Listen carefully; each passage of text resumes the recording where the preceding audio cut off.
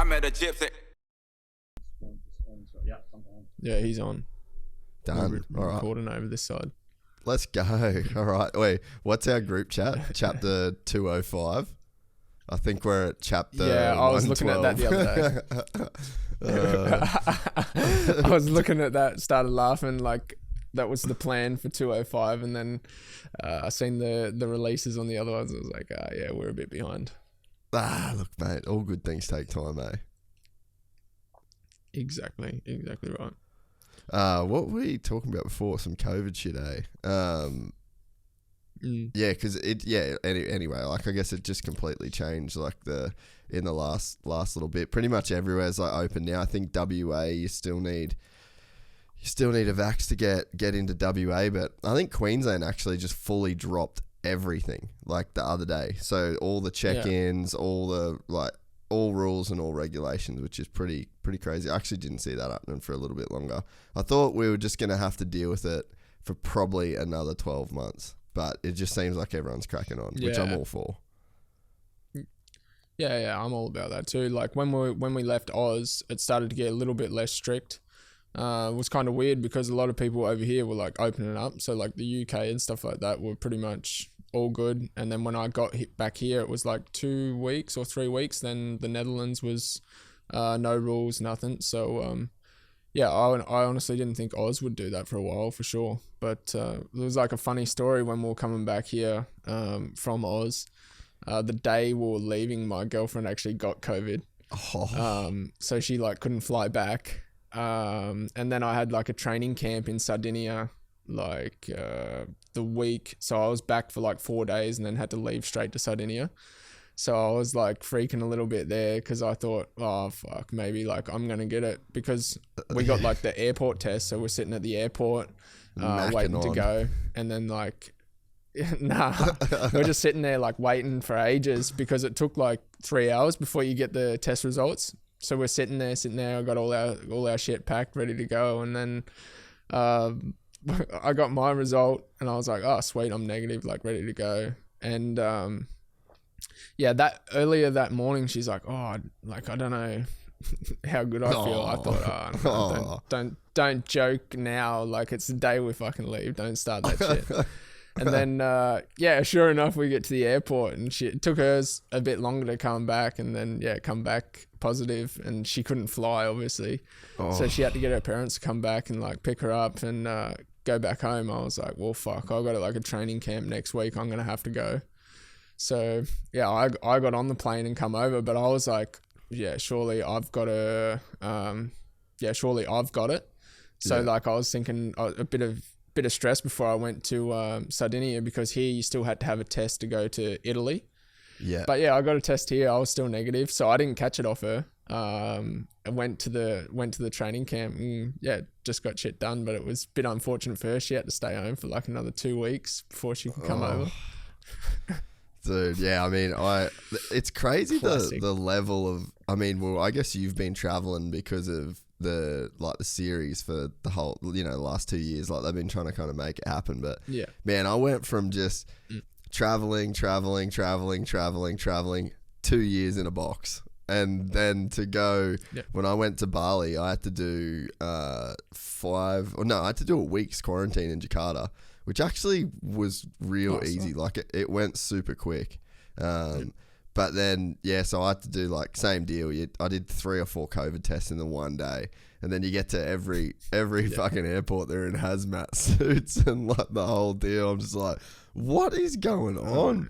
And then anyway, got in, but it's just like, the anxiety that you feel around traveling. Like I've never felt that. I've always just been the most like travel happy person, and now I'm just like, no chance. I know, it's quite difficult. Like here, obviously with the vaccine and shit like that, it's made it a whole lot easier here to travel around. Like at the start, we had to have like COVID test to fly. When we got to the track, we had to get another COVID test, and then before we left, we also had to get a COVID test. Like at the start, so that was like when we were allowed to start racing again. I think I got like easily nearly 50 COVID tests that year, just going to the races and before the races every time. Until I got got the vaccine, then it made shit a whole lot easier. Like, you don't need a test to do anything. Like, I'm sure there was people that were sick flying and shit when they had the vaccine. Like, for sure they had COVID, but they were still going.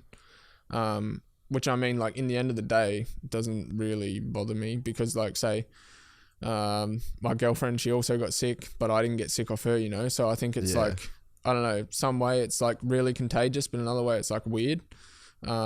So I mean, like, yeah, for me, I enjoy that everyone's like cracking on with it a little bit now, and now at the races and stuff, if you're vaccinated, you don't need to do any tests unless it's like one country that has like a pretty strict rule. Yeah. But I'm pretty sure like now, well, we haven't been to some of them, we haven't been back to some countries yet, but I mean, everyone that we've been to so far is pretty easy with it. Yeah, man, there was a period here for New Year's, basically everybody on the Gold Coast got COVID, eh? It was full on, man. Like, yeah, it's the same as Victoria. Really? Yeah. Oh, because like, you that's would have what I been mean. home That was around the the week same before time. we. Yeah, no, I was home. So I flew home on the 4th or the 6th of January. Yeah. I think it was, around that area. So we were like, we'll take it easy. Like, did nothing over New Year's because I was like, we've got to fly in like 4 days, 5 days. So I think it's better off we don't go do anything or we just stay, pretty chilled out. And even the week before it, we're like, we shouldn't do too much just to be precautious, you know? Like, the whole year we didn't care about it at all.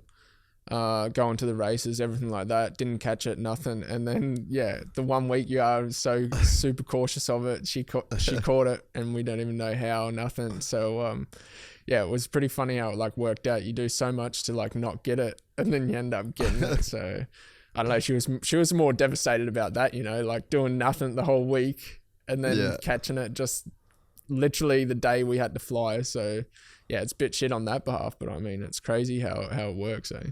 Yeah, no, it's been, dude, it's just crazy that because I guess never say never, like, I was about to say we're on the tail end of it, but who knows, Deltacron fucking XYZ could come out next, but it's a crazy thing to live through, man, like, a legitimate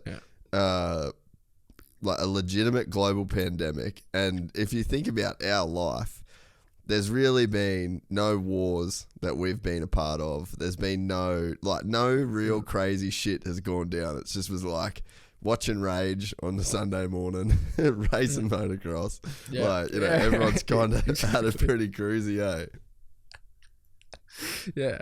I mean, it's weird though, because it feels like all shit's happening like right now. Like, like obviously with COVID, everything's going to the tail end of that, and then all this stuff with now like the war with Russia and stuff, it's like kicked off. It's quite crazy for us to be like in the time right now, because you watch all them war movies and shit from ages ago, and like you hear about other pandemics that happened, but it's never happened in like the life of our parents kind of thing. It was more our parents, grandparents and shit like that, but it all seems to be happening like now again, and it's, I don't know, it's pretty crazy when you sit down and think about it, like all the shit that's happening like in the world, and we're trying to like live through it. I mean, it's a bit strange. I think when we're probably like say 30 years down the track, we'll look back on it and be like, that was some pretty crazy times there. Some weird shit went down. Exactly. I mean, like, it's pretty crazy because like, I don't know, I feel like that 2 years, it's like I don't know. I think if you're at like a certain age, like obviously people think they like lose 2 years. Yeah. I've heard like a lot of people say that, you know, I mean, it's like everyone's in like a different boat, but like, I mean, if you just turn like 18, shit like that, you don't get to go out and party until you're like, 20, 21 now. So I mean, it's like pretty crazy in that aspect, but I mean, you also have to be into that lifestyle to think that you missed out on stuff as well. I mean, depends on what you're doing. I mean, and depends what you're into, whether you agree or disagree with that. But I mean, like, I feel like for us, we're in lockdown and shit for a while, but we kind of made the most of it over here, of just like chilling out and, I don't know, doing as much as we could, still like trying to live as good as we can, because we were in lockdown here for like 6 months nearly, I think 6 or 7 months. And Yeah, I think it was something like that. It was pretty crazy. Like, and there was a point where you weren't really allowed out of the house that much or anything like that.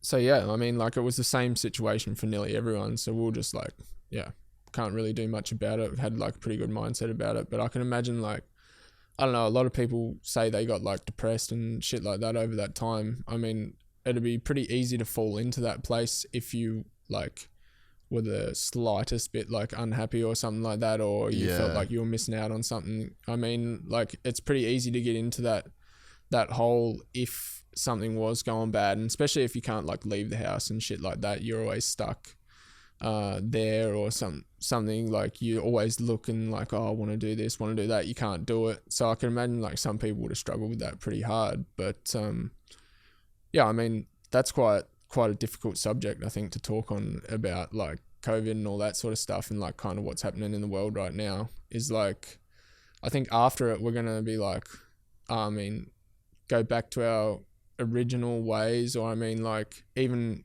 I feel like a lot of people would learn a heap of shit over this time about like probably enjoying life for what it is instead of being like taking shit for granted kind of thing. I mean, even the simple fact of like travel and stuff like that, you feel like how easy that was at the start. If it ever gets back to that point that you'll be like, fuck, it's so easy to travel again, and be like stoked to go travel. Where at the moment you're like, fuck, it's such an effort to go somewhere and travel or do something. Obviously for us with racing and stuff, it's different because we have to travel. But there's so much shit to organize now to go travel and stuff like that needs to be met and have requirements, shit like that. If it ever goes back to normal, you're just like, oh man, it's so easy to go racing and stuff like that, so easy to travel now. Obviously even going home and stuff like that, you have to organize so much shit to go home. And lucky enough, when I did go home, they didn't have that two week quarantine. You could like quarantine at home for like 3 days or something like that, then get a negative test and you could be sweet. So I mean, I think it'll change also the aspect of some people's outlook on like what we're actually doing, you know, like just fucking live it up and enjoy what you're doing. Like, because obviously you never know what's around the corner, do you? Like, this shit, if it locks the whole world down pretty much for a couple months, nearly a year, and then it drags on for like 2 years. So I mean, like, yeah, you just gotta live it up, do what you can do. Well, the crazy thing as well for me was, especially going to Bali from here, you just see a country that is so reliant on tourism. And man, it was just ghost town, like completely empty. There was parts where the part where we stayed was Kuta, which is like the main tourist kind of area. And man, just dead. And that, like, so many people on the streets, and it's kind of a sort of a reality check of how connected the world is, because you feel so you feel so individual. Like, it's funny, I was reading a book where they sort of talked about like modern society is basically becoming so individual. Like, you go back pre-history, you had to have a tribe. You had to have a group.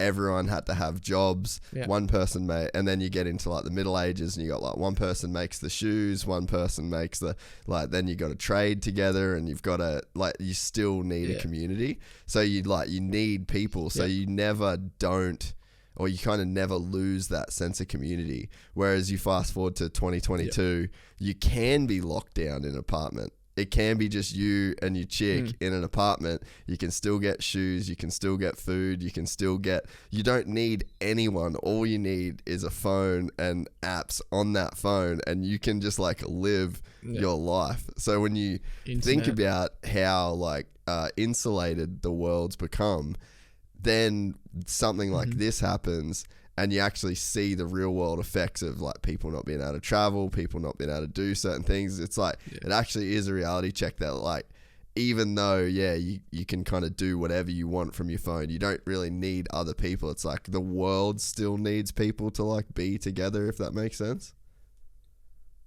Yeah, 100%. I mean, like, I don't know. I feel like it'd be pretty sad to go there and see that, you know. I mean, because we're actually like privileged to be able to go and do that. Where like them guys, like you say, they rely on tourism and stuff like that, but we go there by choice. I mean, it's like, I feel like that's pretty sad for them guys to have to rely on it. Yeah. I mean, and then we go there by choice, and we see it firsthand that how much they actually struggle there without tourism. I feel like that'd be like pretty heavy to see. I mean, for me anyway, I feel like you'd walk down the street and be like, man, this is pretty crazy. Like I probably choose to fly here and take like a holiday and have a bit of fun, and these guys are struggling to live.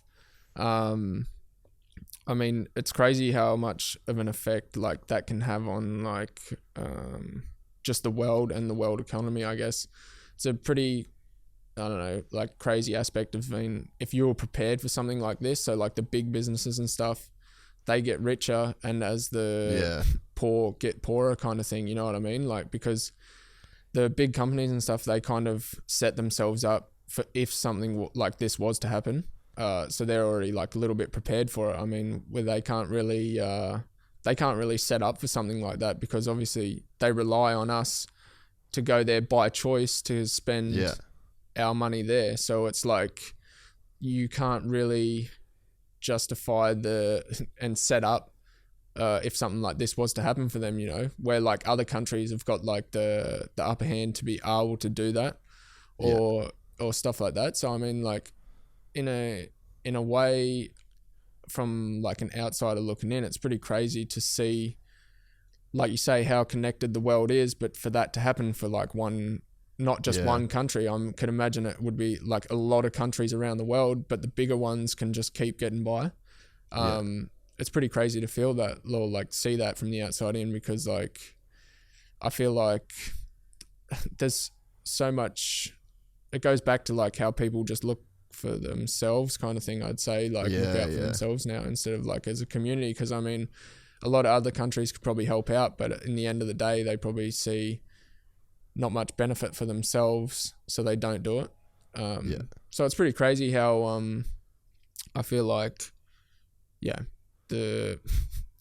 would say, I don't know, what would you call that, like arrogance of people have these days that just look out for themselves compared to also looking out for other people and other things. That shows that we're getting like more and more about ourselves, which in the end, I mean, it's probably a bad thing in the long run for mankind, I guess. It's if you're getting more and more selfish as the generations go on, it's probably not a good thing. I mean, something needs to change, but I mean, like, we can probably talk about this all day, you know, but whatever we say, that doesn't mean shit, you know. We're going to just get laughed at and whatever, or someone will agree, but nothing's going to change. I mean, it's a hard, simple fact that it's like crazy life that we live in right now. But I mean, it can even get crazier, or it can get better, but we never know what's going to happen.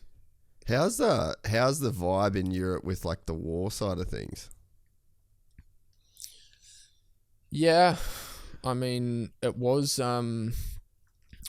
pretty crazy at the start there, because like, I mean, not crazy. I mean, like here, there hasn't been so much going on or anything like that, but when it first started, everyone was like a little bit of shock because it happened like real quick, you know.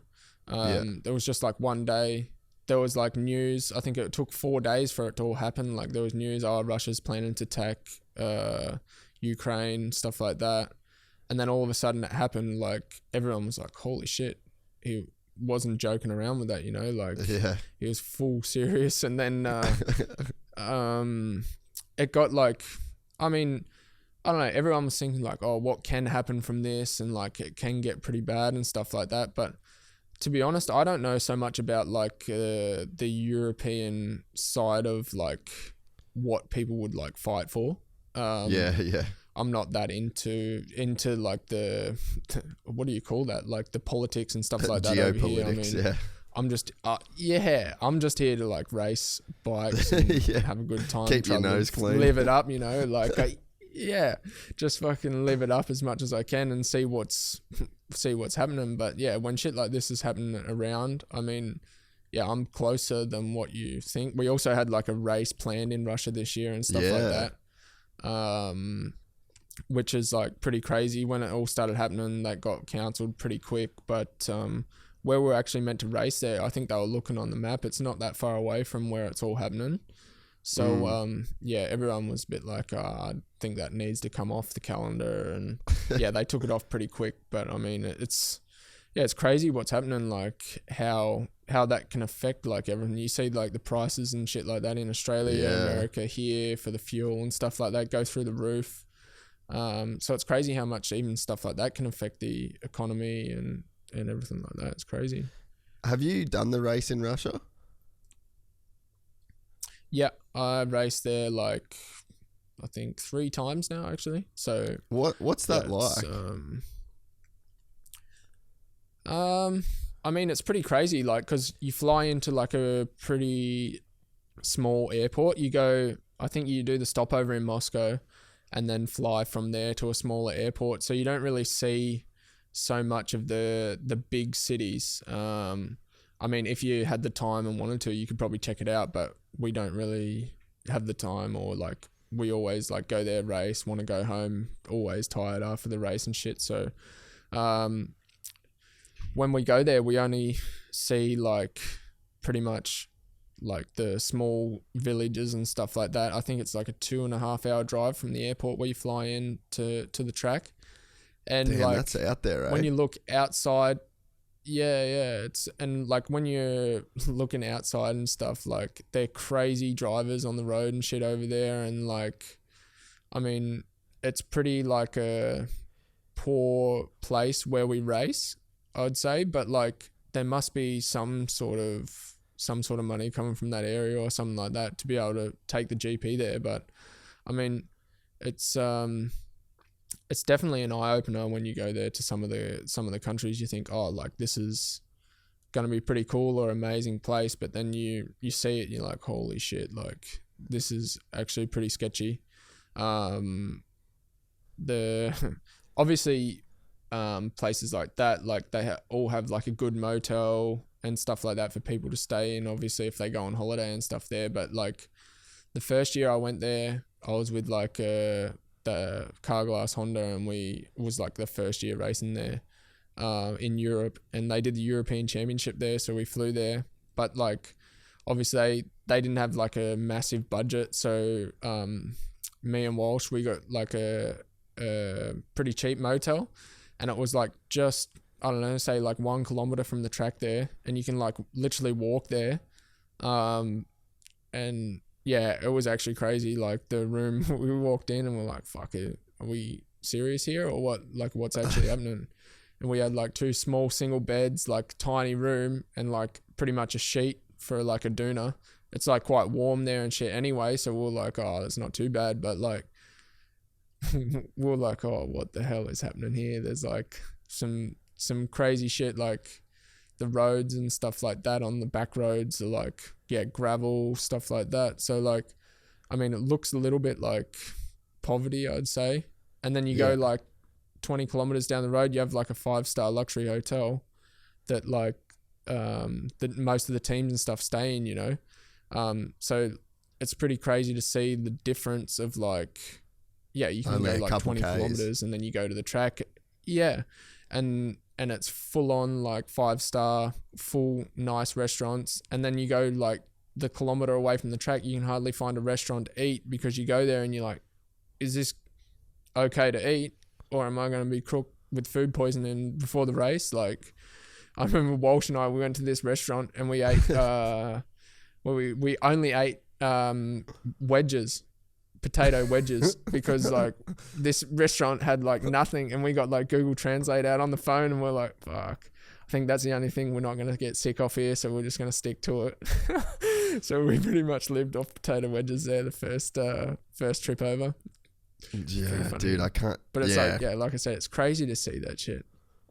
But crazy. What are the fans cool though? Like, because I guess that's always the thing, is like that's kind of like the universal part. So it's like you're traveling all over the world and you're seeing all these cultures, and there's like poverty, and then there's riches, and then like you go to the Czech Republic and it's like the hottest girls you've ever seen. Like there's so much diversity, but then it's like the fans, it's like just cheering for motocross is like pretty universal.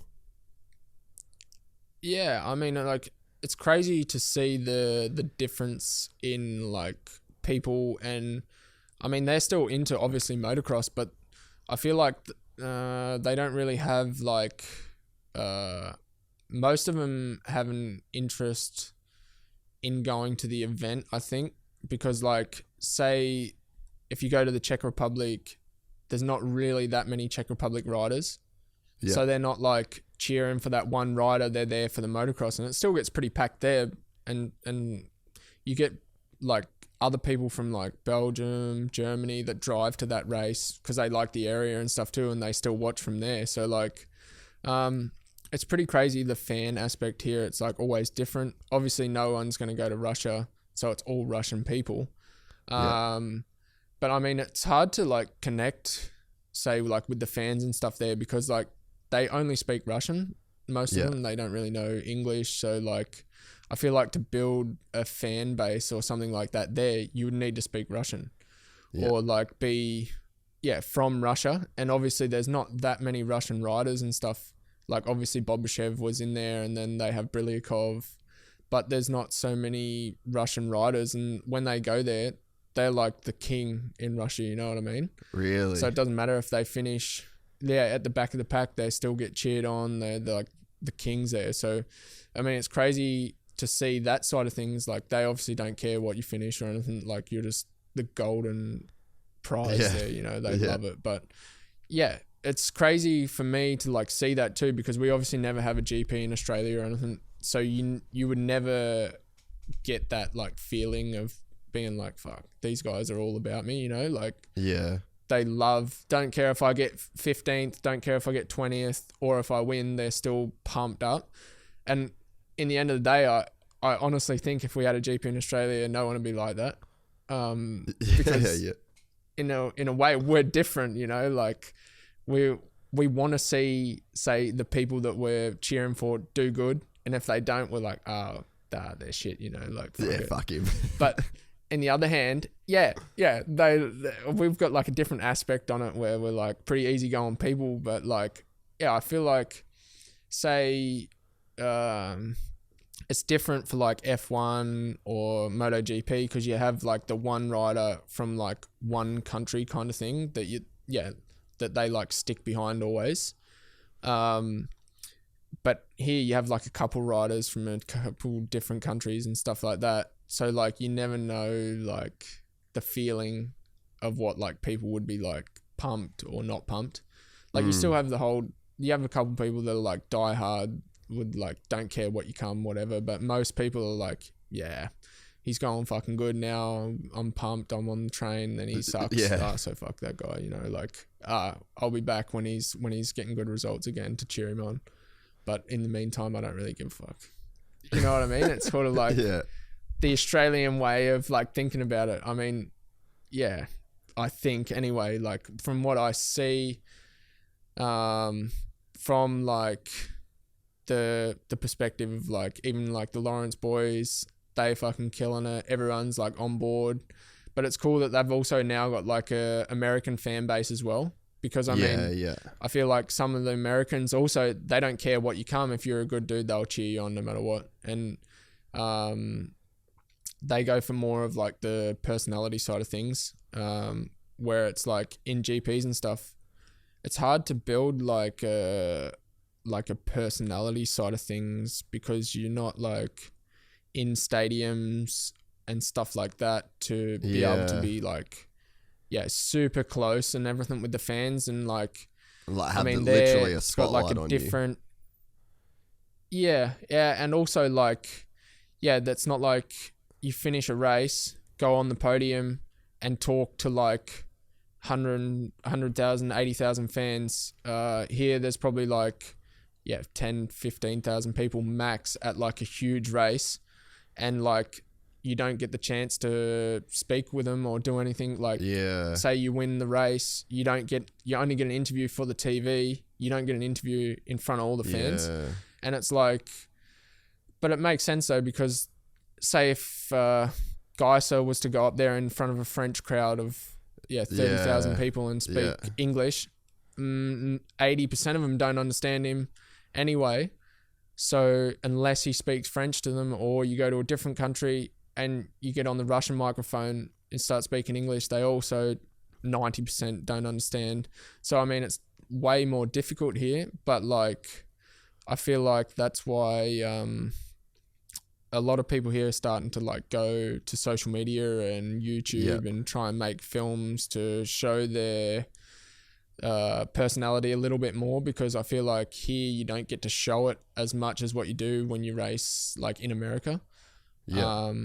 Just on the fact that like no one understands it fully, and like I mean, you can target the people here that do understand it by going through social media and YouTube and shit like that, because they're interested in you for like your personality, so they'll always watch it, if you know what I mean. Where if you go to a race, they don't really care about your personality unless they've seen that video or something that interests them. Then they're like, oh, that's cool. Then they'll always come back.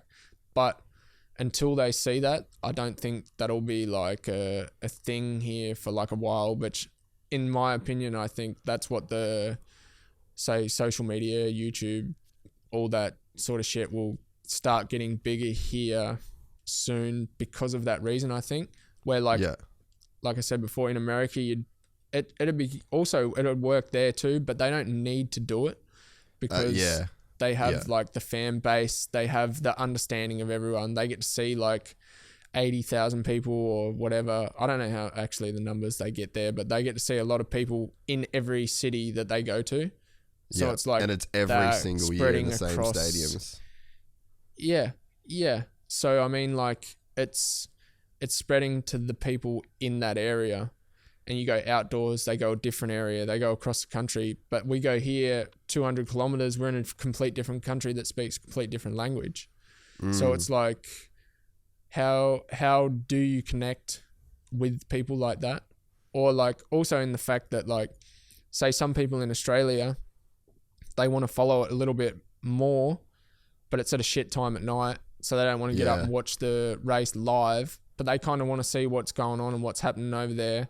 I feel like that'd be another good way to connect with the Australian audience kind of thing, is to like have something like that set up. Like I'm kind of working on it a little bit now, or trying to plan out how I could make it work a little bit, because at the same time, I'm obviously a racer. I want to race and focus on that. I don't want to focus on making like a YouTube video or something like that. So I need to figure out a way that I can get someone to do that, but also still focus on racing, because that's the last thing I want to do or want to think about. But I mean, the personality that I have is like pretty easygoing and shit like that. So I think like people would enjoy to watch it, because I don't have to like try hard. I also speak you're not hamming it up. Good English. You know what I mean? It's like I can be normal, and if there's someone there filming it, people still find that shit funny or like find it interesting, where I don't have to like act because there's a camera there or something like that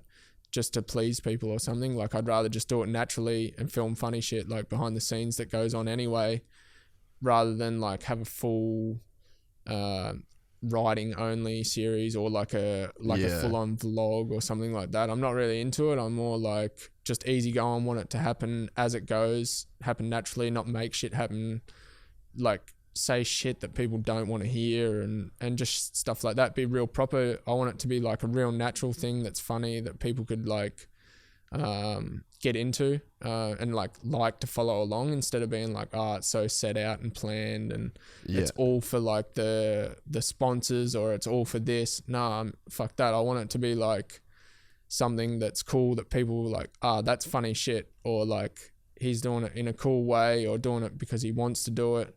Not just for like literally the exposure or something that you get. It's just more like, like I say, it's hard to plan it because I want to do it that way, but other people don't want it that way and shit like that.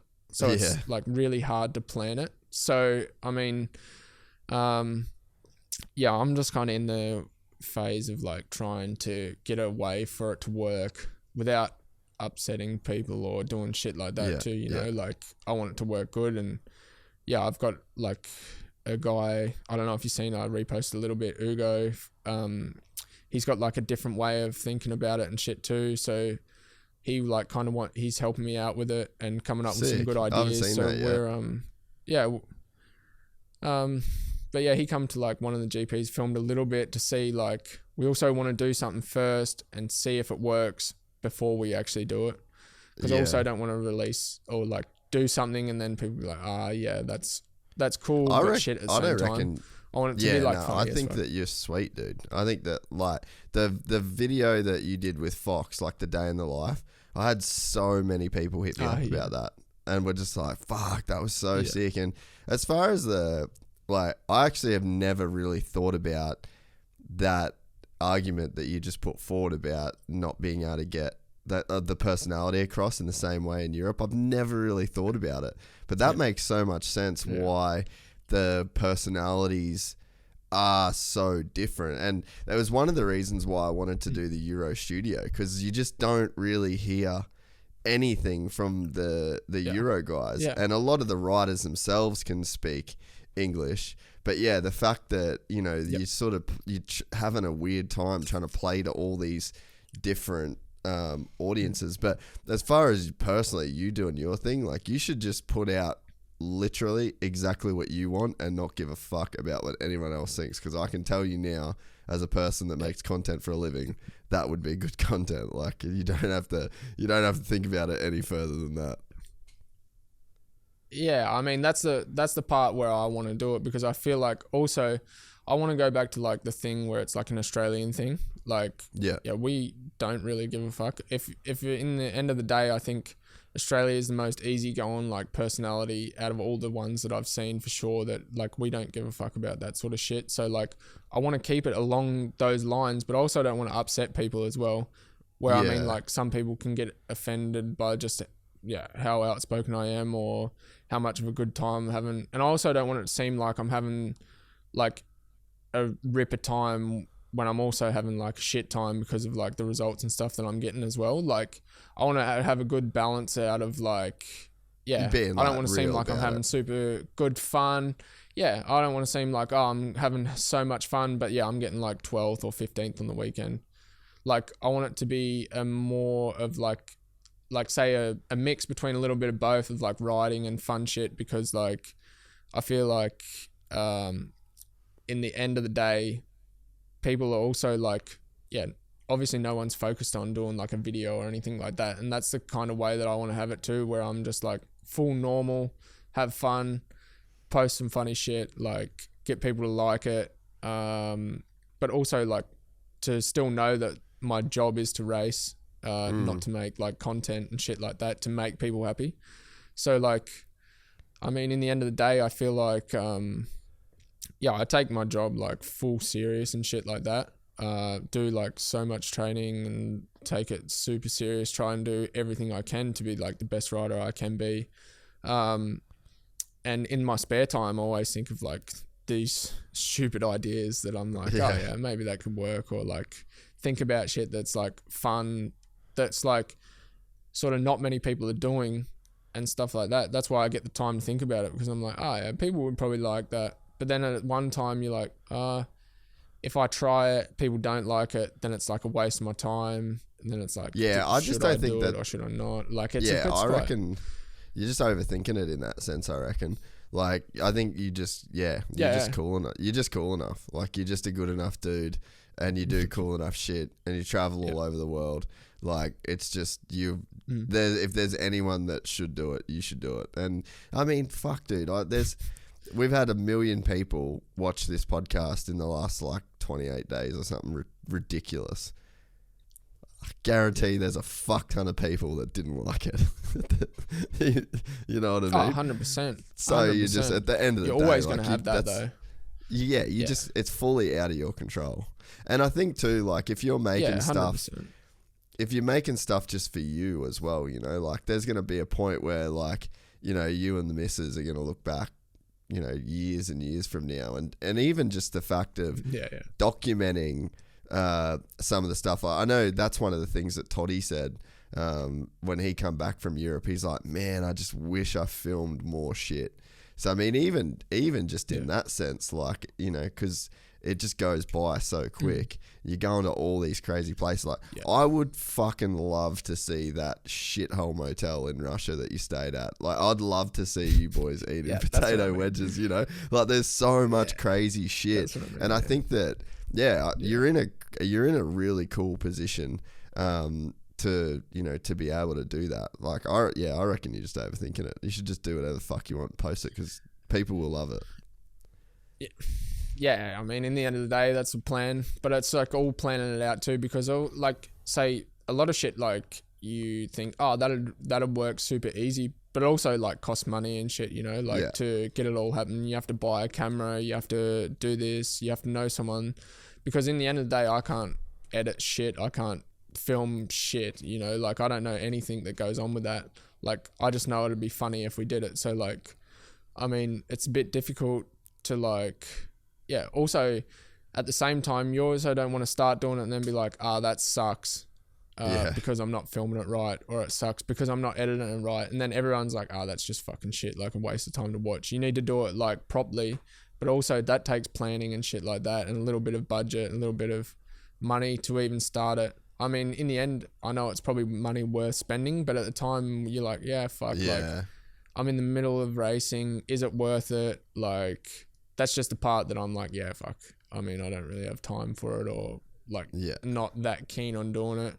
Like straight away, then I'm like, I'll just fucking go and pay everything and get someone to do it good. Because in the end of the day, I mean, I feel like you need to have that a little bit for also people to understand it a little bit better. Because if I was to go and do it by myself, it looks shit, and then you don't get people that would like be into watching it or something. Like, I also have no idea how like YouTube works. I have no idea how cameras work. I know, like, I grew up without technology and shit like that, so I'm pretty lucky to know how an iPhone works, you know what I mean? So like, with all this other complicated shit, it's also something that I'm like, I don't want to learn. I don't have like so much interest to learn it, so I'd rather do it properly in one sense.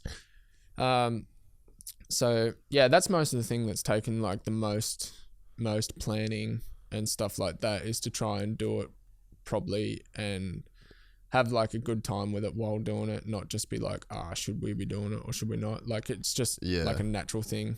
If I can get it happening, it happens. If I don't, I don't. Like, then like you said, I think it's still cool to film shit and document shit that happens over here, because that'd be funny as fuck anyway.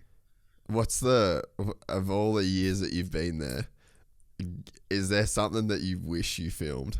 Like, what's just the shit what has just been the most like out of control?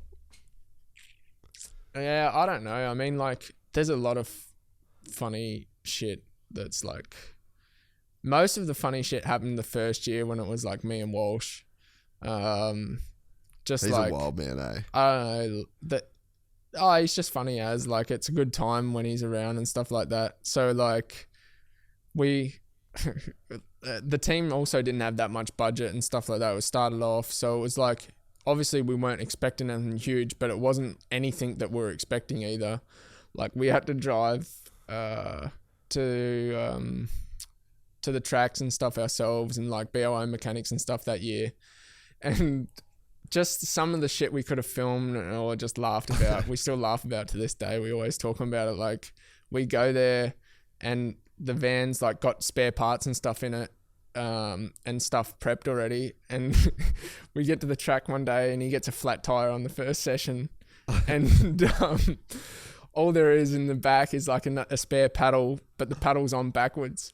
So he pulls it out of the van and he's like, what the fuck am I going to do with this thing? So he pulls it out. We just start pissing ourselves laughing like, fuck. I don't know, like, what we can do here. I was like, fuck, maybe I can do a moto. You switch my wheel out, put it in your bike, you go.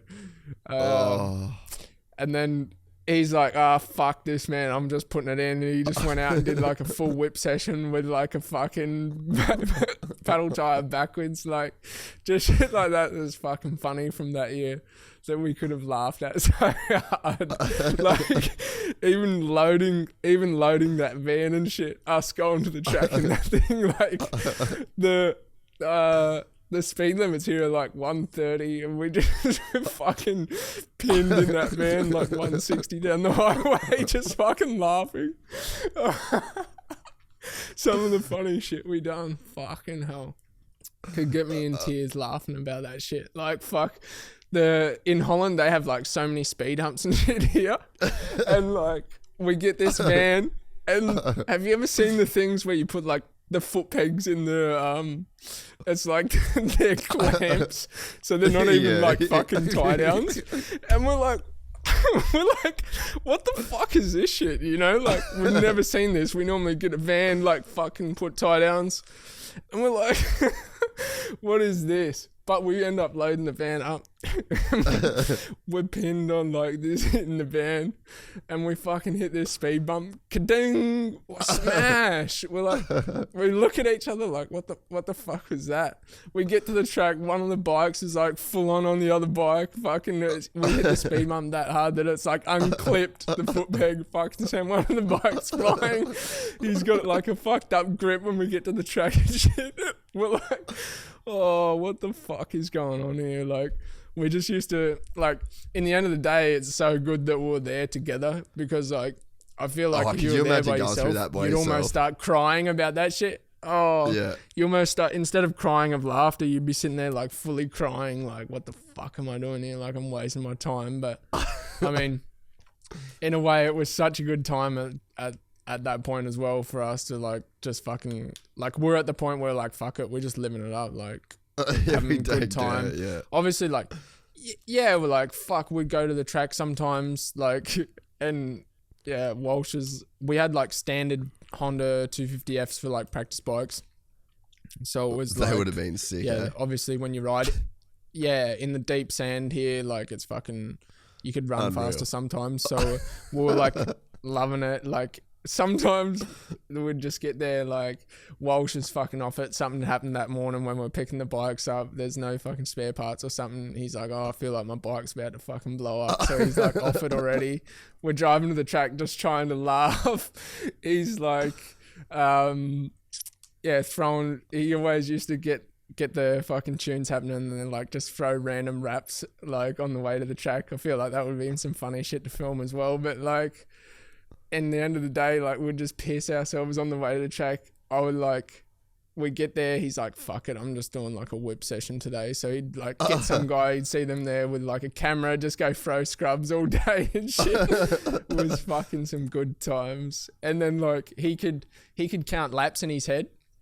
So like if we had to do like sprint laps that day, we'd always like do the same program kind of thing. So he could count laps in his head, and like I can't do that shit when I'm riding. Like I don't know if I've done like 3 laps or 5. Yeah. Like I'm like, what the fuck? Like I get super confused. But he could do it, and then so like I'd just fucking tag in behind him. He'd do like 3 laps, we'd pull out together, fuck, talk shit, go again, do 2 laps. But like he can count it super good, so I'd just follow him. And we're doing it one day at this track. He fucking like gets sketchy, goes out the track. I literally like in 1 meter behind him, so I'm following. And I hit his line. We fucking both go out this track, end up in this ditch, like both nearly cartwheel it, and like, cause here there's so many ditches and stuff next to the tracks, and like the fences are super close. We're like, fuck, nearly just died. We're sitting there on the side of the track halfway through our sprint laps, just pissing ourselves laughing because we both nearly just fucking died doing the same shit. Oh, I mean, like, them times when you think back on it, you don't think back on it that often, but there's so much funny shit happened. Like, yeah, it's fucking hard to explain. Like, that's one of the times that I wish that we like film shit and can like, because we always look back on it still these days and like piss ourselves laughing about it always. It's crazy that you guys both made it through that period of time, because you just come off winning a championship in Australia. And you're probably thinking like, oh, I've made it. Like, I've got a ride in Europe. Like, we're killing it. And then you get there, and it's just like, it's like staying at a dodgy Airbnb, but you're locked in for like a year. Yeah. And all the photos are sick. Like, I mean, Yeah, I've like in the end of the day, I was like, yeah, I won the title in Oz, but I never thought like I think that helped me as well because I never thought that like I'm coming over here to kill it straight away. I mean, I come over a little bit before it, and I knew how hard it was already before I come, and obviously like you hear of so many teams that are also like not what they're made out to be. So I kind of had the expectations of that to be like, okay, like I'm not fully set up and ready to go out and just fucking kill it or just get straight good results. I was like expecting what happened kind of thing. Also like would go to the races and like, yeah, I qualify like 14th or 12th or something like that in EMX. And like, I was like, oh yeah, okay, first races and stuff like that. But there was also, you look at the timesheet and you're like, fuck, there's guys that I've never ever heard of. Like, and because Walsh and I had never been there before, like, we're just like, what the fuck is going on, you know? Like, we're trying to do like a hot lap of our life, but there's kids out there from like Italy. You go to an Italian EMX 250, there's like 80 riders roll up, so you have to qualify and shit. Yeah. And it's like the top 20, I think it was, yeah, the top 20 or something of both classes, or the top 18 went straight through. And then they had like a last chance qualifier that year that we were racing it. So you had to be the top 18 out of each group to go through. And then the first two from the last chance would go through from their race. And we went there and Walsh had to go through the last chance for the first GP. And he was like, come back to the truck, fucking peeking and stuff, because we're in the same session. And like, I went straight through, but I was like, man, I don't know what the fuck's going on. We're looking at this timesheet laughing a little bit like, fuck, this is crazy shit, you know? Like, he goes and does this last chance race, but I think he whole shot it and then won it. But like, he was stressing so hard that he was like not going to qualify and shit. But that year, I feel like he didn't qualify sometimes because he was so stressed about that. Like, I'd always be like, fuck, I don't care if I'm like 12th or 10th and I get like 20th gate pick or 15th gate pick, you know, like I didn't really care. But he was so like, fuck, I need to like go through that first qualifying so hard to like the point where he was like not qualifying stressing because of that. Out, I feel like, just stressing hard. And then like, because he'd always be like, yeah, fuck, we're at the practice track, like almost same speed always. And then we get there and it's like such a big difference that like, I said, yeah, you need to like like care about it less, you know, like doesn't matter if we're like fucking 15th and 16th or whatever in qualifying. It doesn't really matter. Yeah. But then like also he was struggling a little bit with the bike and stuff too. Like, because we did at the first round, we had like a good bike each. And it was like decent, you know, they had like good power and everything, but it got like, little bit less and a little bit less as we went on, you know, so it got pretty hard to like do good. And like we'd go to the practice tracks all the time, and because like everyone's at the practice tracks here, like you ride there on like a standard bike and everyone's got like sick bikes, even like the satellite teams then when we were riding had like super sick bikes that were like quite fast and stuff anyway. So like, I don't know, going back to like the part where it's like, I'm glad he was here for that, because I mean, you can go to the practice track and be like 3 seconds a lap slower than everyone because your bike's like fucking doesn't even pull through the sand. So you could almost go home depressed about that. But we just like tried to make it a good time. So I mean, like, I feel like that's the reason we both stuck it out, is because we were like, you know, fuck it. Like if we were on like a decent bike as well, we could do a lot more. So like, we both stayed, stuck it out, both got like on a good bike, and then showed what we could do. And he's more like keen on America and stuff now, which is like, in the end, I thought would suit him more anyway. Even when he was here, he wanted to do Supercross and race over there and do that shit. So it's pretty cool to see him doing that sort of stuff now. Like even this year, he went over for what's the first coast? It's like West Coast. He did like the first 5 or 6 rounds. West. West Coast, I think. Yeah. so he went and did that with his team. They all went over there. So I don't know. That was pretty sick to see him do that because it's something that he wanted to do for like such a long time. And then yeah, even talking to him about it now, he's fucking stoked on doing it and wants to like kind of stay over there if he can. Which I think could possibly happen. Like he's put in decent enough results for someone to pick him up and be like, I feel like there, if you get like a factory bike, you make the step. But it's more hard to get a gig there because they have so many guys that are like super young that are just coming through. Like they're already signed up for stepping up to the pro level. So they have like kids that are like 13, 14, 15, 16. They're just ready for like every year that someone wants to step up or someone steps out of the 250 class that they can go straight in, you know? So that makes it hard to get a factory ride there. But I feel like if you get the opportunity or the chance, then you make like a huge step because you've got all the shit to do good. I mean, like you have like the practice mechanic, you have the program. Normally the teams have all trainers and shit like that now. So, I mean, it's not like that he's not doing that anyway. I think it just gives you the confidence that you're like, yeah, fuck, I'm doing everything that everyone else is doing anyway. That gives you like the confidence. You make that little step. You're like, oh, the bike's better. Just shit like that. I mean, for in America anyway, you know, that you can make that little step, especially in that 250 class. I mean, the bikes are so competitive and shit these days, like that, you need pretty much like a factory gig to be like really competitive there, you know? Man, it's underrated. I mean, like I'm trying to train at the moment for a race, and I rode Thursday and then I rode today, and it's like I'm fucked. Like I gotta wash my bike, all my gear, like air filter, all the shit that you gotta do, and like when you're that privateer kind of guy, or not full privateer, like you're on a team, but it's not the best team. Like there's still so much stuff that you're doing.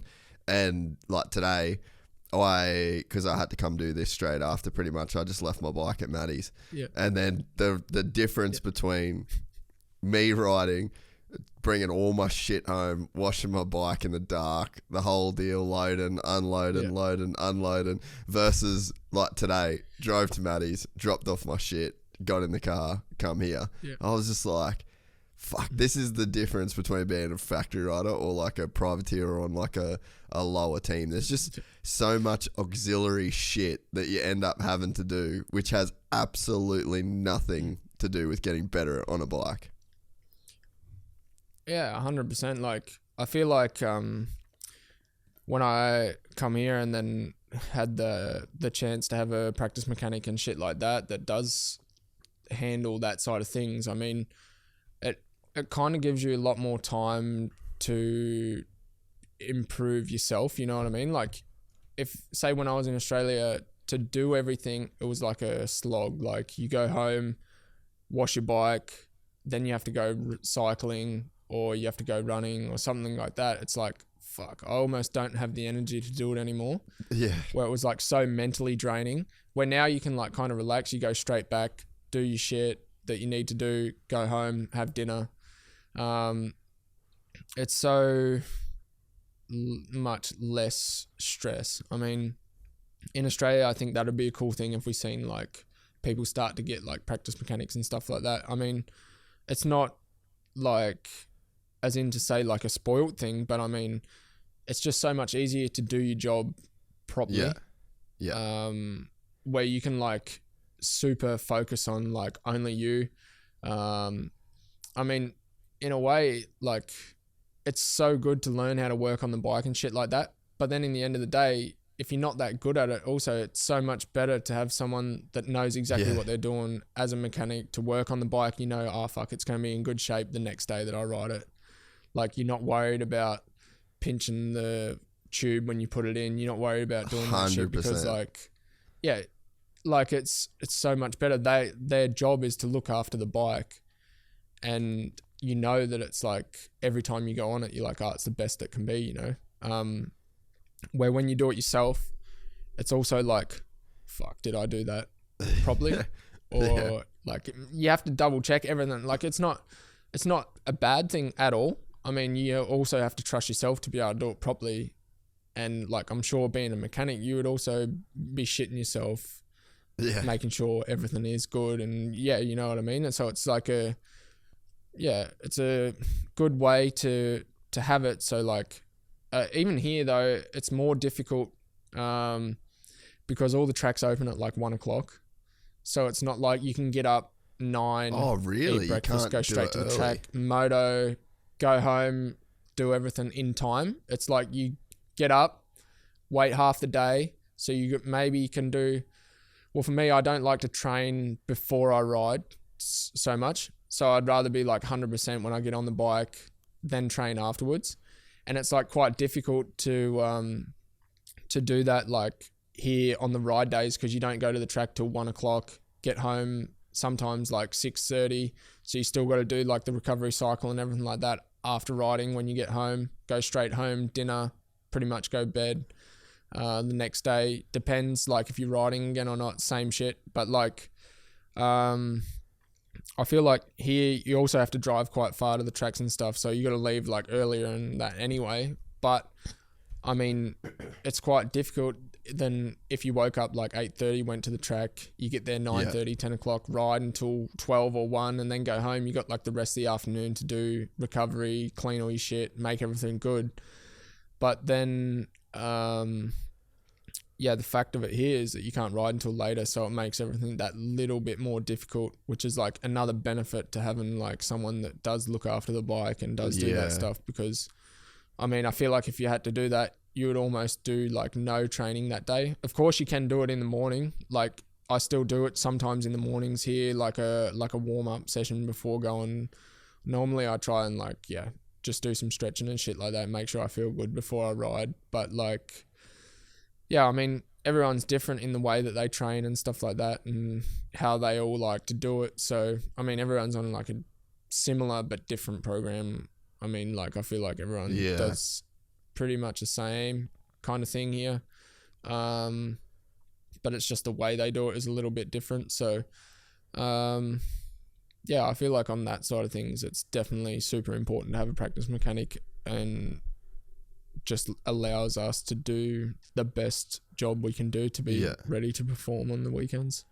It's crazy that Europe has never really gone the way of the facility kind of deal, and there's no Baker's factory or Club MX or like that sort of thing that's like a lot of pros kind of go to. It's very different in that sense, eh?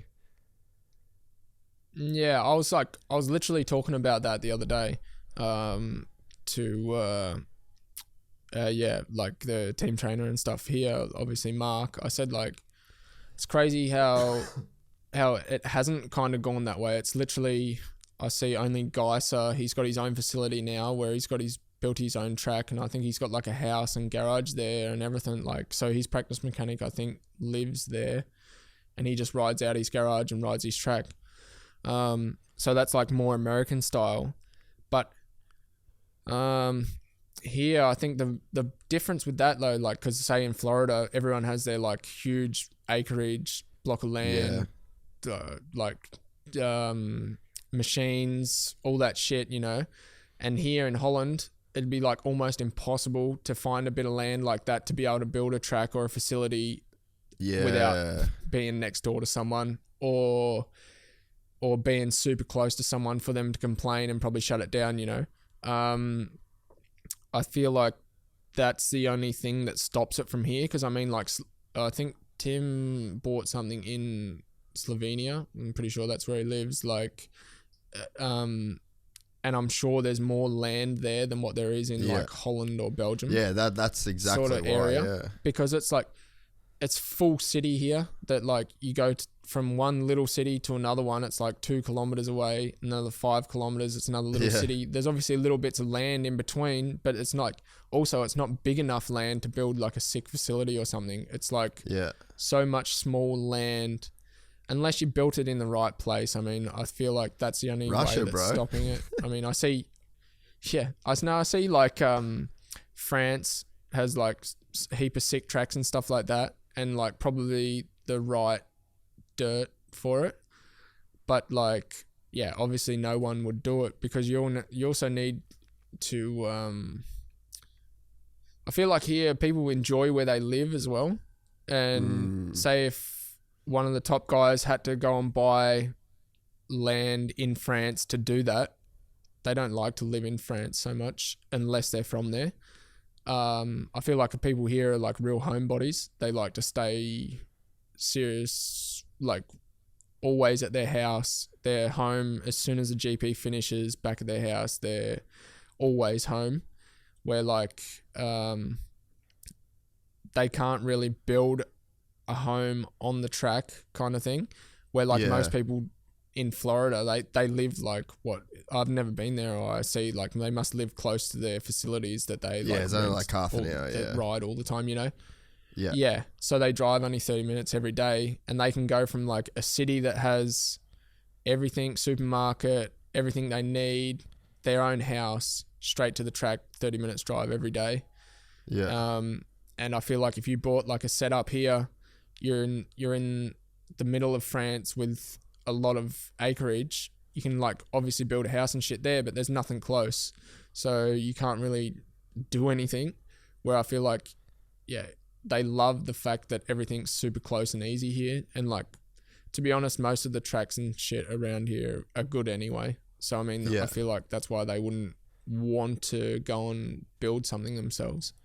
It's that's how I see it anyway. That's how I see it. That makes total sense. Like it's just you've got too many people living in, like, it's a small country. Like if you look at, you got Holland, and then you've got Belgium right there. It's like, then you got France, and it's like, it's a pretty small piece of land where a lot of people live. So that just makes total sense. But I guess too, the fact that it's like all the top guys, like no one's got it. So it's almost not a disadvantage. Because it's not like, you know, you've got one guy that's sort of, I guess, Tim's kind of got his set up. But yeah, it's not like that in the sense where it's not like there's one trainer and then 8 dudes riding with Tim and then they're all at the same track on the same facility doing kind of like the same deal, Exactly. And then I guess the other thing that probably factors in is the fact that there's no Supercross really in Europe. Because all the motocross tracks are public, so you can ride public motocross tracks. There's no public supercross tracks. So I guess that's probably where the facility stuff come in as well, because they needed a place to build supercross tracks. Yeah, 100%. I think that's also a reason why they would do it. Like, imagine having a public supercross track that's just blown out every day. You know what I mean? Like, if you can have so many riders, it's like almost sketchy too to ride on a supercross track. Yeah, 100%. Say like 15 dudes on the same track, and I mean it's like a 40-second lap time max sometimes. So if you're riding with guys that are maybe 3 seconds a lap slower, just because of the whoops or something like that, you're so at so much more risk of having like a stupid accident or something like that because of someone else. So I feel like that's why they would do the whole private track kind of thing. Like, not to say that it's not the same like in Europe, where it's like quite sketchy that you can ride on this track with 85s and shit like that. That's also sketchy, but I mean, it's different on a 40-second. I don't know. I feel like motocross is also a different thing. Like you can look, I feel like, so much further ahead and shit like that with motocross, and like sort of kind of see what's happening a little bit more, where like supercross you have to be so focused on where you're at, the rhythm, all that shit, that you don't really get to check everything out so much. So I mean, like, I think that'd be the reason why they do it. And plus, like, it'd be super expensive, so of course that's why they do it all together. All the maintenance and shit like that would be like pretty up there. So like, I mean, it's a good way of doing it. It's, you get like your own private facility kind of thing. You get to ride with good dudes if you get like guys that are also willing to set up there and shit like that. So, I mean, like, in the end of the day, it's probably a good time going to the track all the time, taking the piss and having a good time at the track and trying to learn off each other and shit like that. Especially like, I feel like that 83 compound was probably working pretty good because they have the Lawrence boys there. They're on 250s. All the other guys are mainly 450 guys. So, yeah, that must be like a good time for all of them because like, yeah, they're not worried as such about like the 250 guys. Like even if they went there and the 250 guys could be faster, they don't really care so much because it's they're like, not racing them. Yeah, I don't even have to race this guy on the weekend, you know, like it's good that he's fucking killing it today, but I don't have to go and put up with him on the weekend. I don't have it's to deal more with like it'd be more difficult at Baker's, I reckon, because they literally have to race each other week in, week out. Like especially with the 250 guys there, they also have the 250 guys that are pushing the other 250 guys and the 450 guys that are pushing the 450 guys. So, I mean, I feel like in that sense, that would be the hardest part about being there. I feel like. We've done a studio change. Yeah. What nails are you using over there, Should mate? I wait? Yeah, we'll just. Or should I wait to continue so you can like cut that? Yeah, we'll just wait. Fucking Gypsy Tales Europe, mate. It's a shambles. I could see it going too.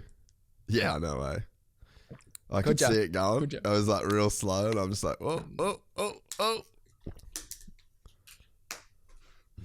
Fuck, I'm still not used to the haircut, eh?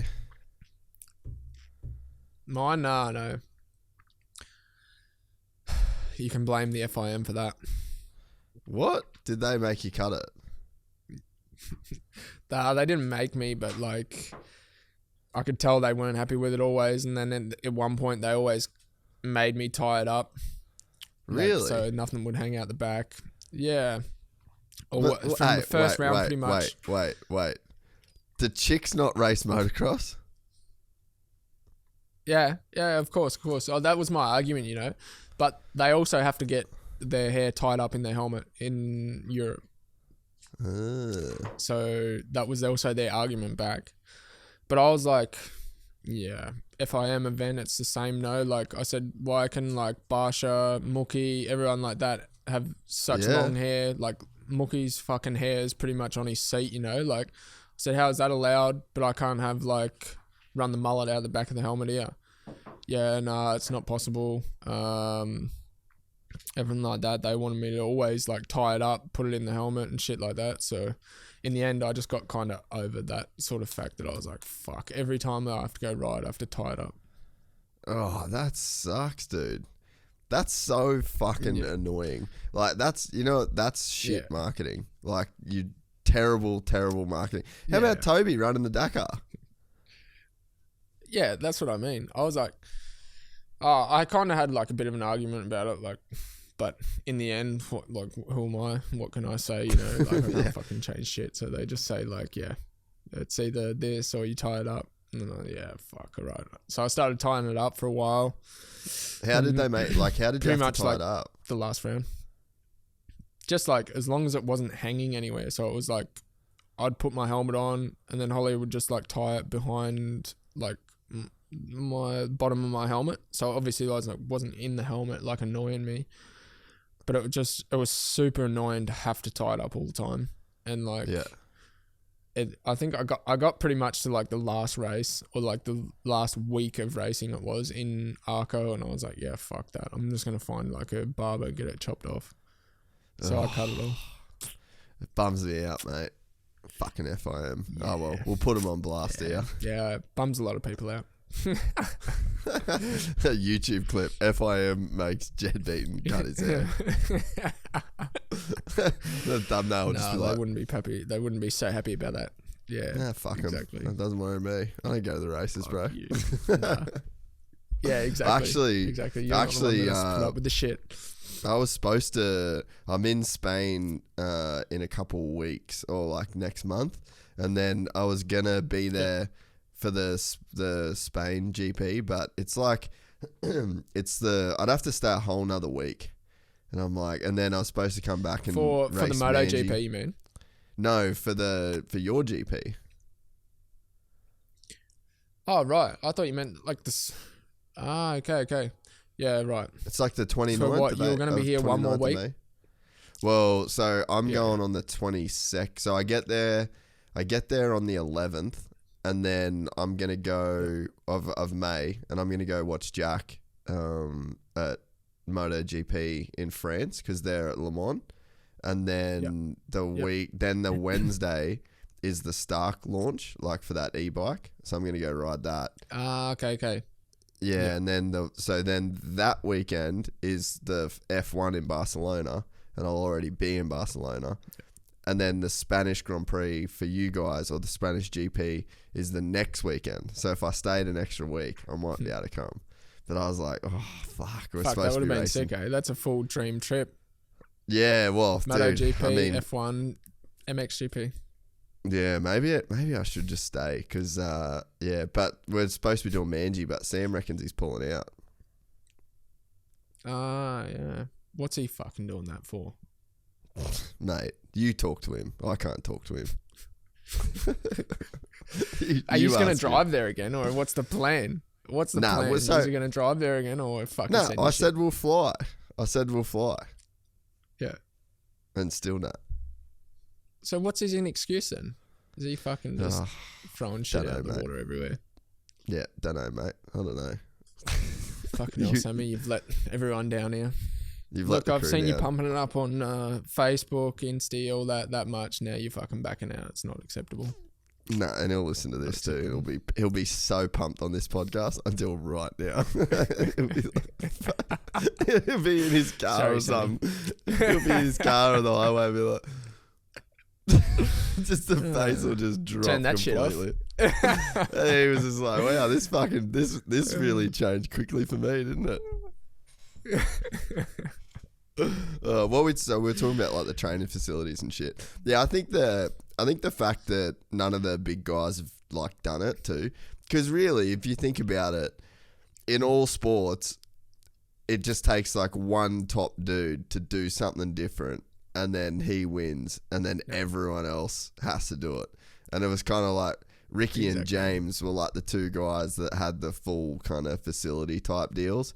And then as soon as it like that really took off, and then Alden gets his facility, and then it's like, because that's what's crazy is like, you think about it, it's not like the rider that's kind of dictating the training. It's like the trainer is like the main thing. And then you've just got riders that cycle in and out of that program, but it's sort of like the trainer was the one that was kind of winning the championships. It was pretty wild time there.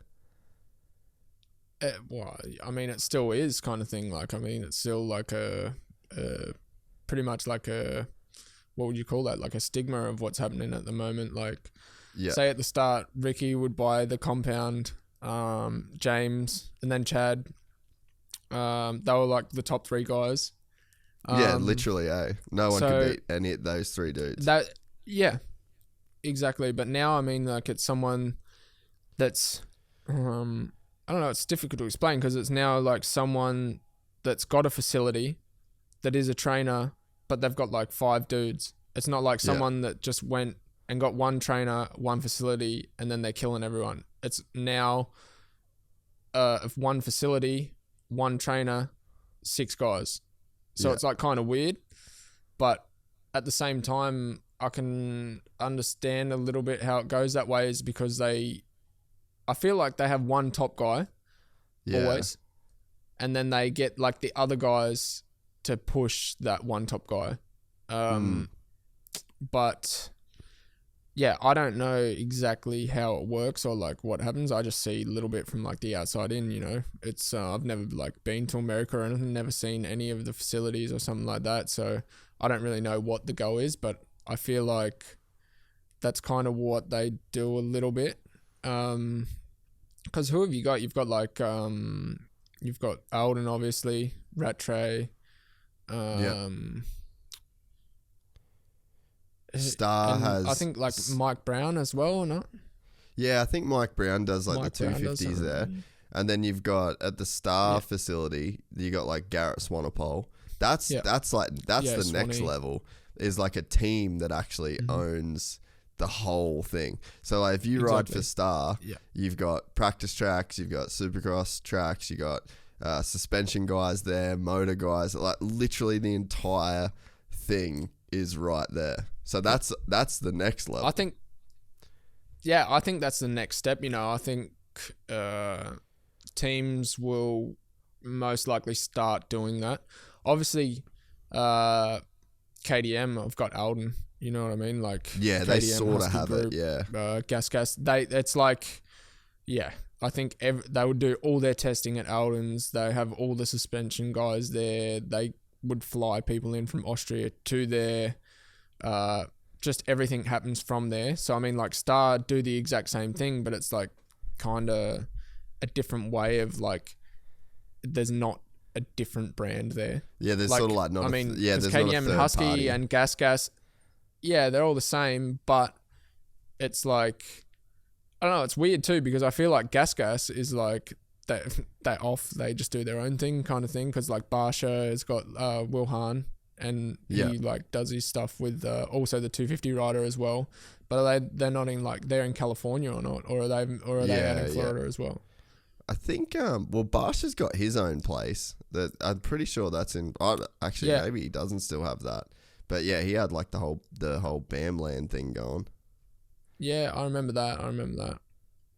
But I mean, it's a weird setup. So they do what they want to do, kind of thing, which is like a cool way to have it too. Because I feel like in the end, they would nearly enjoy it a little bit more than the guys that are at Alden's. Because I mean, like, say if you spend so much time with the same people that eventually one day you're going to get sick of them, aren't you? Like, especially with tensions always, like, as in riders, I mean. Say, like, you can always have a good relationship with riders, but fuck, they only have to do one thing to piss you off one time, then you... you fucking at them all the time, to want to be faster.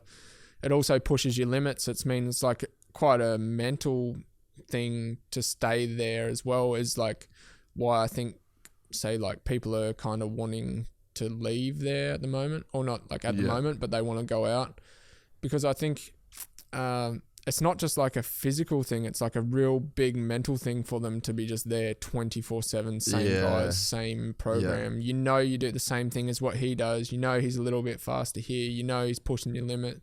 He can piss you off. Sometimes it only takes one thing to piss you off, and then that one thing pisses you off 24/7 after that. So I mean, like, for them, it'd be like a huge mental thing to stay there all the time as well. Where I feel like some of the other guys have got like a little bit of freedom, because, like, say Star, they have the same thing, but they also have like 6 250 guys or 7 250 guys. Also the amateur guys that are coming up, they can also train there.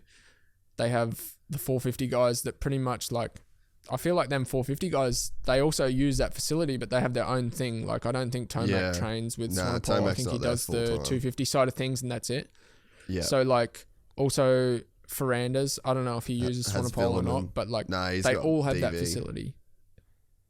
Yeah, okay. So, like, I mean, them guys still have the exact same setup, but a little bit more freedom.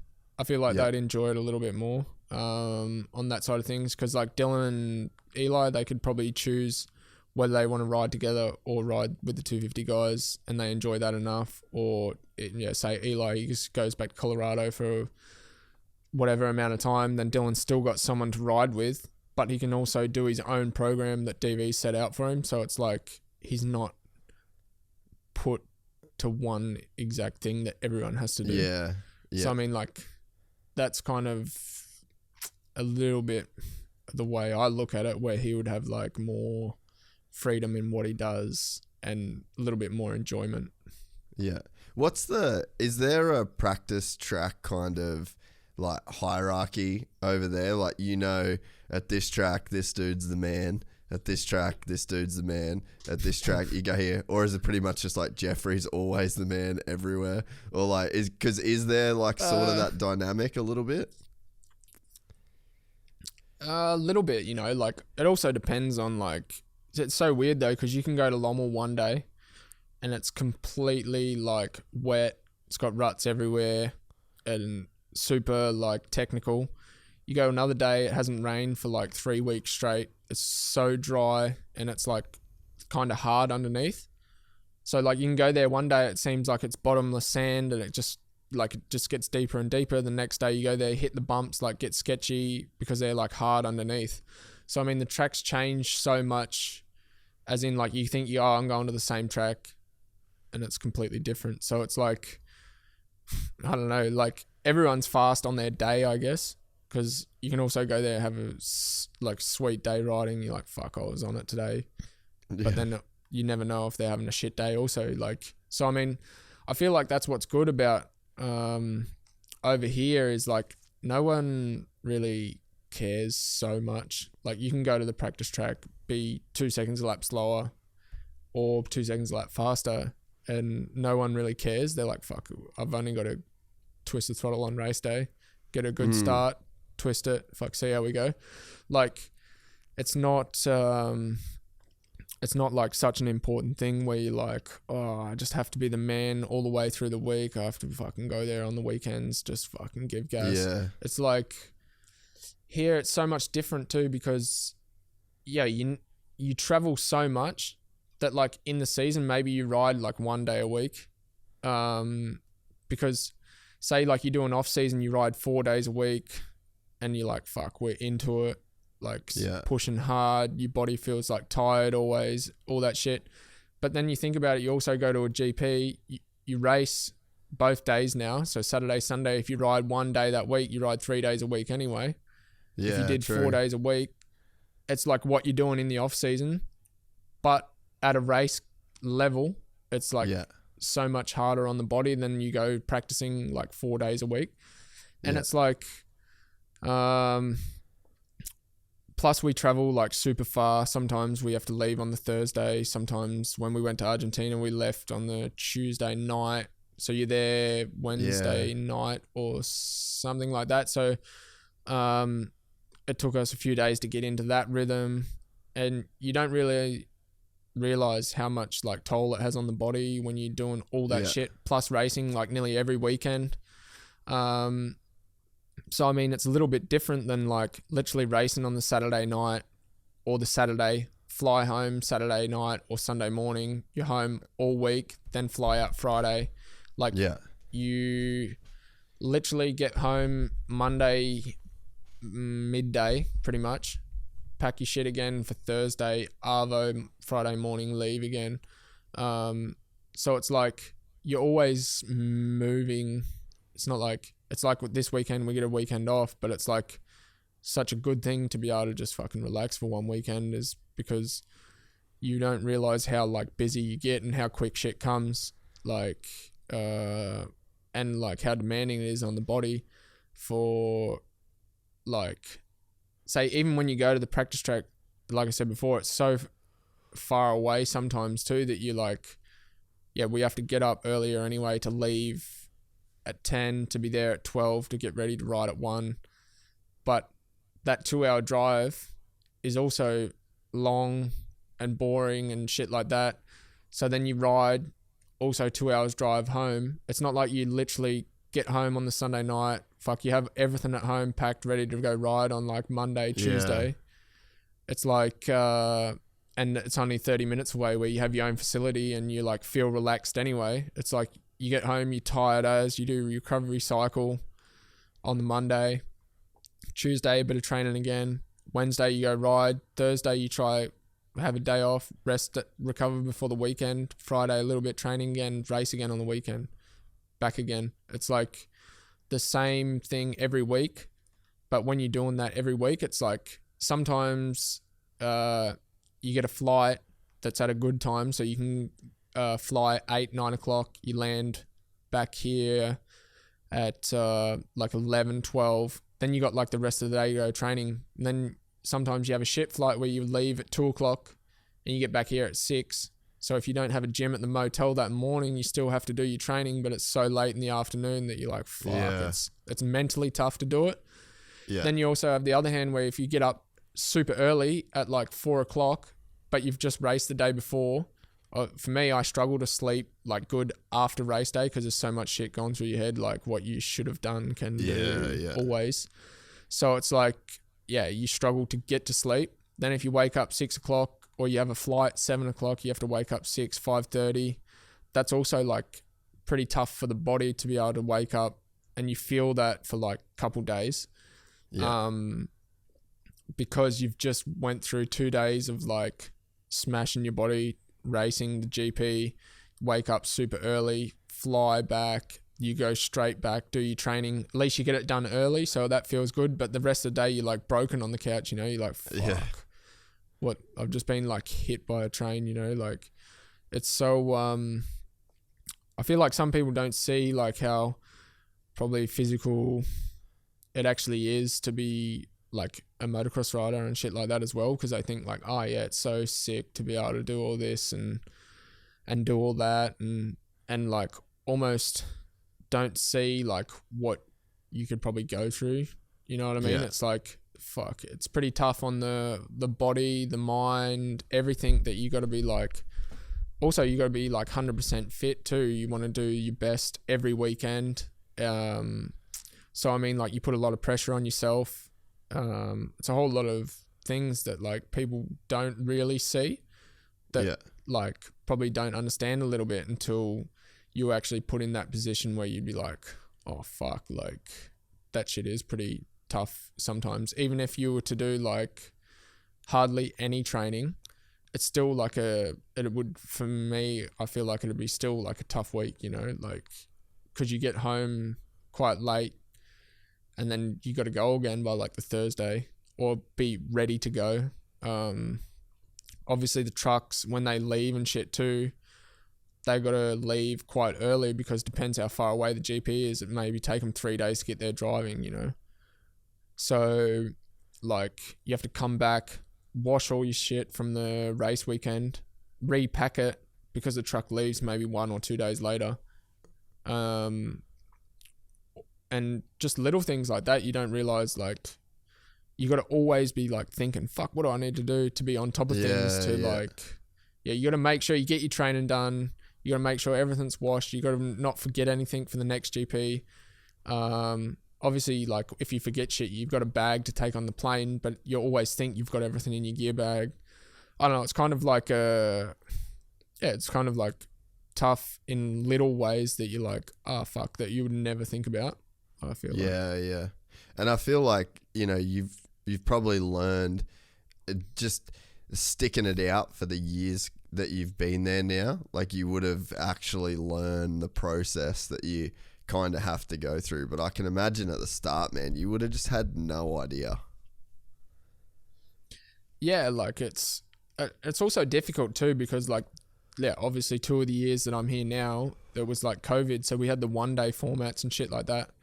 Now it's obviously back to the 2-day ones, and it's like you use so much more shit, you know, like you're out on the track 6 times instead of 3. So you have 6 sets of gear to wash, not 3. You have, 6 sets of, like undershirts, everything. You need more boots. You need 2 helmets. Like, it's always way more shit. So like, when I first come, I was racing EMX. So we had 1 race on the Saturday, 1 race on the Sunday when they were doing the double day format. And then the next 2 years, they were also still doing the double format. But that was like, I had everything pretty organized and shit like that then. But I mean, when it went to the 1-day format, you didn't realize like how much easier it was to be like, you can also fly there on the Saturday or the Friday afternoon. And it's not like such a long weekend where you're like, I'm fucking, you're more in, out. And in the end of the day too, like the, say like sponsors and stuff like that, I can understand they would like the 2-day format more, maybe also the trucks and shit like that, because it's such an effort to go there, drive 3 days there, set everything up 1 day, go home. Where the teams would probably like it more. They can go there on the Thursday night, set everything up Friday, Saturday, Sunday. They're there, home Monday or Sunday night after they pack everything down. So I mean, like, it would have the benefits in ways, and then other ways it's like, why? You know what I mean? It's like quite I'm like quite 50-50 about it. It's like, to be real honest, I think it'd be super cool if we went there and got to do the so like the Saturday did like, it's like the same as like MotoGP kind of thing, is where you go out for like 3 sessions and then one like qualifying session, not a qualifying race, because I feel like we still get, like, I think you ride like nearly an hour and a half on the first day, or an hour and 20 minutes, and then you have like a 15-minute warm-up and 2:30s or like 30 plus 2, so maybe you're doing like 35 minutes. It's like, yeah, hour 25 on the Sunday as well. And like, it's not like it's an easy day. You go to the track in the off season, you do like an hour and a half to 2 hours of riding, and like 2 hours is like a max day of riding. But you're not pushing at that level that you do at a GP. So I mean, it's difficult one to say, because they also like to have the race for like the Saturday fans and the TV and everything like that. But I feel like they could also film the qualifying session, like when someone's on a hot lap or something like that, that would like also justify to not have that qualifying race. But I agree, man, because I think I've been watching the F1 and MotoGP this year. For the last couple of years, I pretty religiously, like, I'm super into it nowadays. And the qualifying is almost the best part of the weekend. Like, the way that MotoGP's got it set up with the Q2, and then, you know, you get a couple people that make it into Q1, and then you do the Q1 session, and then in F1 you've got Q1, Q2, Q3. Like, people tune in to watch them, man. Yeah, well, I feel like that's probably the most exciting shit of the weekend, because like, say in the race, they get into like a race pace and they've got to save their tires, they've got to do all these things to be good for the race, you know what I mean, and last the race out. Where on that qualifying lap, they throw brand new soft tires in, can go fucking all out as hard as they can for one lap. So people want to see that shit. It's also the same as us. Like, we do that qualifying race, whoever takes whole shot normally like wins the race. It's not like they go out and you see like the level of racing that you do in the actual races, because people are like always thinking about the Sunday. It's like, okay, this qualifying session to get my gate pick for the qualifying race, like, you're going fucking all out for that one lap and getting sketchy, but you're like, in the end, what for? Like, I need to actually do a race to get my qualifying position for tomorrow. So it's like quite strange of you qualify when to I qualify think about it, I'm like, fuck, I'm like sitting there in the qualifying session, like, fuck, I'm having some sketchy moments, like getting pretty loose. But in the end of the day, if I qualify 5th or 1st or 12th, it only means that I get the gate pick for that race. I go take a 10th place start, make 2 passes. Yeah, I qualify 8th for the next day anyway. So it's better than the 15th that I nearly killed myself trying to get, you know. Yeah. So I mean, like, it's quite weird the way you do it, or the way they think about it a little bit. Like, I mean, I feel like it'd be cool to do it like that, but like I said before, who am I? I don't know what the fuck. Like, you can't change anything. They set it up how they want to set it up. So like, I mean, I feel like the only way you could possibly do that is if every rider was like, yeah, fuck that, I'm not going to the qualifying race. And do you reckon that's the qualifying race? But do you reckon that's a thing that like most riders don't like the qualifier race? Yes and no, because like, you're always going to have that 1 or 2 riders that are like, fuck it, I'll go race. Yeah, I don't care. There's always going to be people like that, regardless of, you'll get people that are like, why don't they like it? You know, like, it's fucking good. But then you're also going to have the people that are like, probably they're the people that don't like really think about it that much, or they're the guys that are not in the position to lose a championship because of that qualifying race or something like that. You know what I mean? Like, I feel like the guys that are in the title hunt and shit like that would be way more focused on the trying to get through the qualifying race, nothing happened, try to get a good start, be like super worried about it, to race and get points on the Sunday. You go like all day Saturday, you're like, fuck, I'm pretty tired from the Saturday, you know, like tomorrow I'm going to wake up, feel it a little bit, but I got no points yesterday. Yeah. Like today I only get points and I have to ride feeling sore from the day before and shit like that. It's like, okay, like I feel like they could probably get better racing out of it if the riders were more fresh for the Sunday. But I mean, yeah, like I said, in the end of the day, you can always say like your opinion or your ideas on it, but I mean, you can change really nothing unless everyone was to do the same thing or to have the same opinion, but that's also never going to happen. So,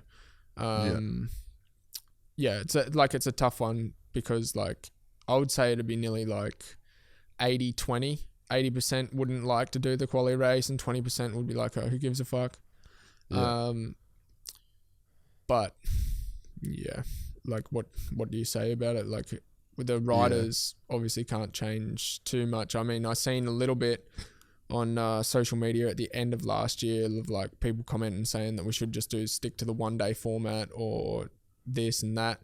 But I mean, in the end of the day, they probably don't even see it. The actual top guys that are making the programs for the events and what they want to do for the TV schedules, they probably don't even see like the riders commenting anything. So like in the end of the day, I agreed with some of the people that were commenting shit, but I'm not going to go on there and comment with them because I know that they don't give a fuck. So in the end of the day, the only thing that's going to change that is literally every single rider didn't roll up to the race and was like, it's fucking pointless. So we're not going to race it. But at the same time, if you did that, there'd be 2 guys that'd go and race that race. Yeah, qualify and do first it anyway. and second. And so it never works. Yeah. Some guys that have travelled all the way from somewhere to race it, you know, like say one of the countries that's like a really long way away, they would just be like, oh, well, fuck, I've paid my entry to race this shit, so I'm not going to race it, you know? Yeah. Man, I rode Thursday and then rode today and I was smoked. Like I put 2 hours on the old 450 and I tell you what, they take it out of you. So I had like put 2 hours on the hour meter on the Thursday and then I had Friday off and then I went back today and I was fucking nowhere. Like I actually rode sick on Thursday and then today I was absolutely dog shit. I can't imagine doing a quad like an hour and a half that pace on those tracks at that level. Like, yeah, it's your job, you get paid to do it. But still, the body's the body. You know, like you're still going to be cooked. Yeah. And I could not believe today how I just couldn't really do anything properly on the bike because I was just physically tired. Yeah. Like, I mean, I feel like when you go from one day to the next, like it's good to have that warm up because then you get back to it. But like, say after a full race weekend, you can go riding on the Wednesday and you're still not there. Like you're like, fuck, my vision's slower than what it normally is. And it's just like quite weird to like feel that, you know what I mean? If you're not fully recovered, you straight feel it the day that you ride because like, say when you go training, you know, you have to be focused, but you're not like race focused where you're like, oh fuck, like as soon as the gate drops, I'm focused anyway. It's like, oh, I mean, I feel shit for a few laps and then you get your focus and then you're like, oh, okay, I'm on. But it's like kind of weird that you can feel that sort of, the effect on the body even days after you've raced and shit. Like, that's like, it's weird. It's a weird thing to explain because like obviously you put in so much effort into them races that you're like completely done after the weekend. Then you go like even cycling the day after, but you still feel like completely tired, but your mind is like not full, like snappy. It's not like you're fucking full there. It's like you look across a room and 2 seconds later your vision's like follows. It's like such a weird feeling, like such a weird feeling that probably like, people don't understand that because like, say it'd be almost harder for like for F1 or MotoGP guys. I feel like because they go like 300 Ks. Sure. You know what I mean? So like you have to have so much focus on like the eyes, the braking points, all that shit that like I feel like the days after you'd be like pretty ruined like mentally. But people also would not like think about that a little bit until they had actually done it. Like also, say like a motocross rider, you'd be like, fuck, they just drive a car. Like it's not actually physically so hard.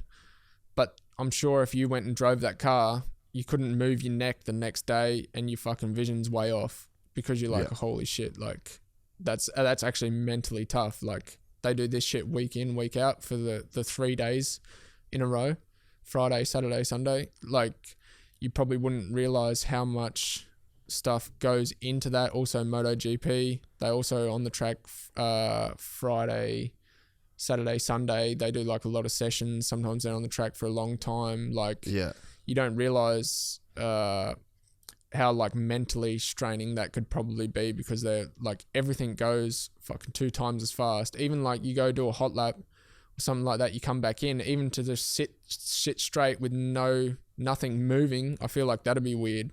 But like you would never know what it's like until you actually did it. And then they would go be like, oh, what the fuck, I've never done motocross before. But then they're like, holy shit, this is physically so hard on the body, but it's less on their brain, probably because they're not going so fast.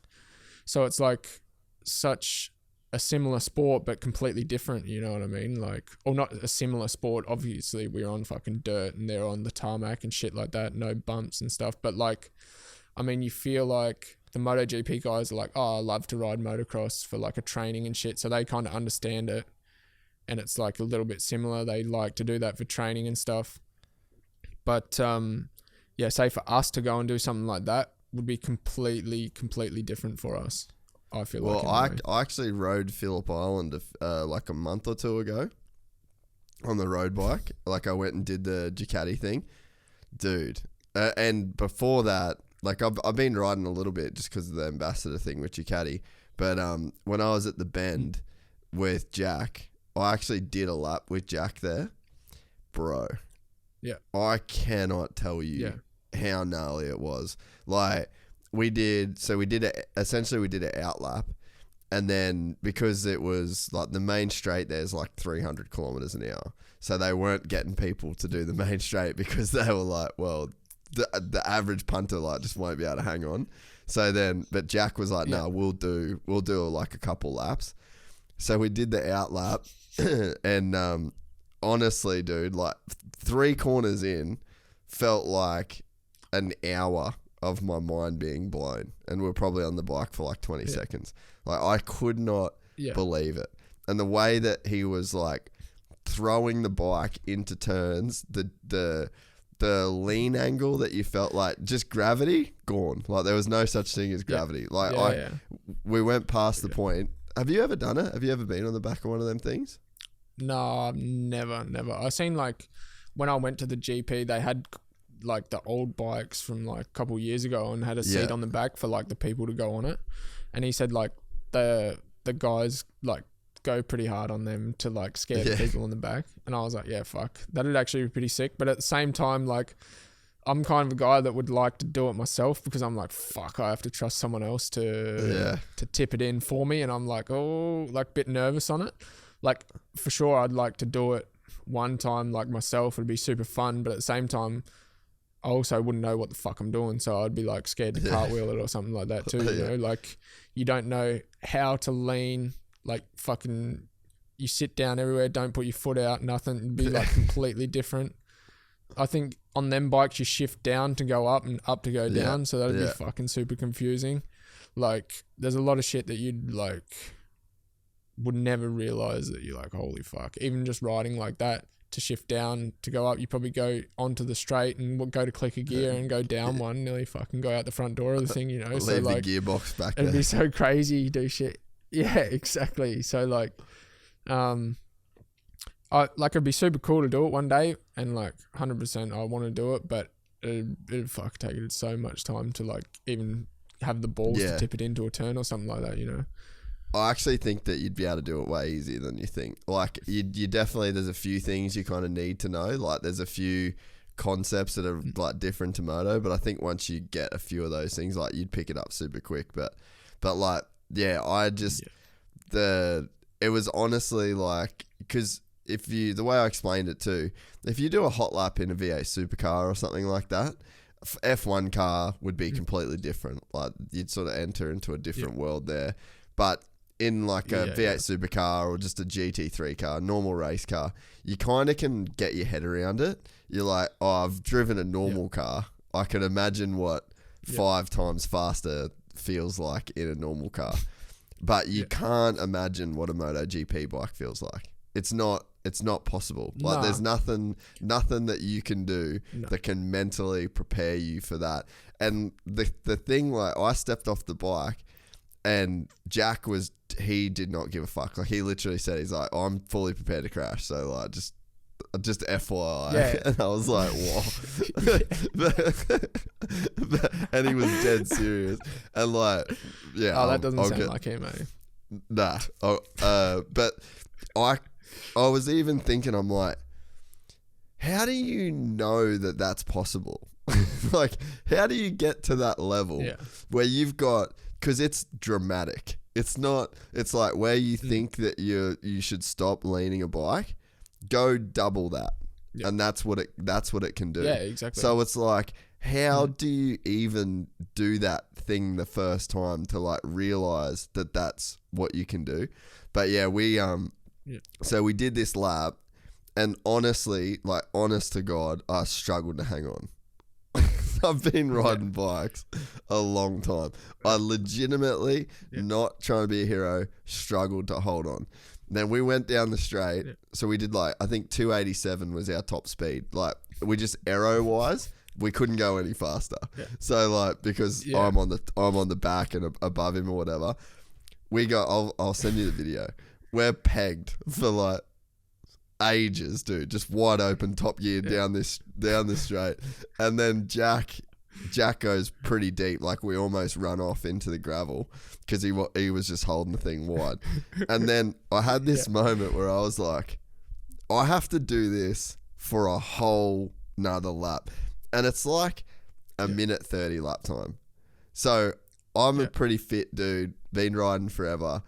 I was legitimately in my head worried that I would not be able to hang on for another 1 minute and 30 seconds. Like just the perspective that gave me of like what those guys do. Yeah. But then what's crazy, right? So then I thought about this as well after that.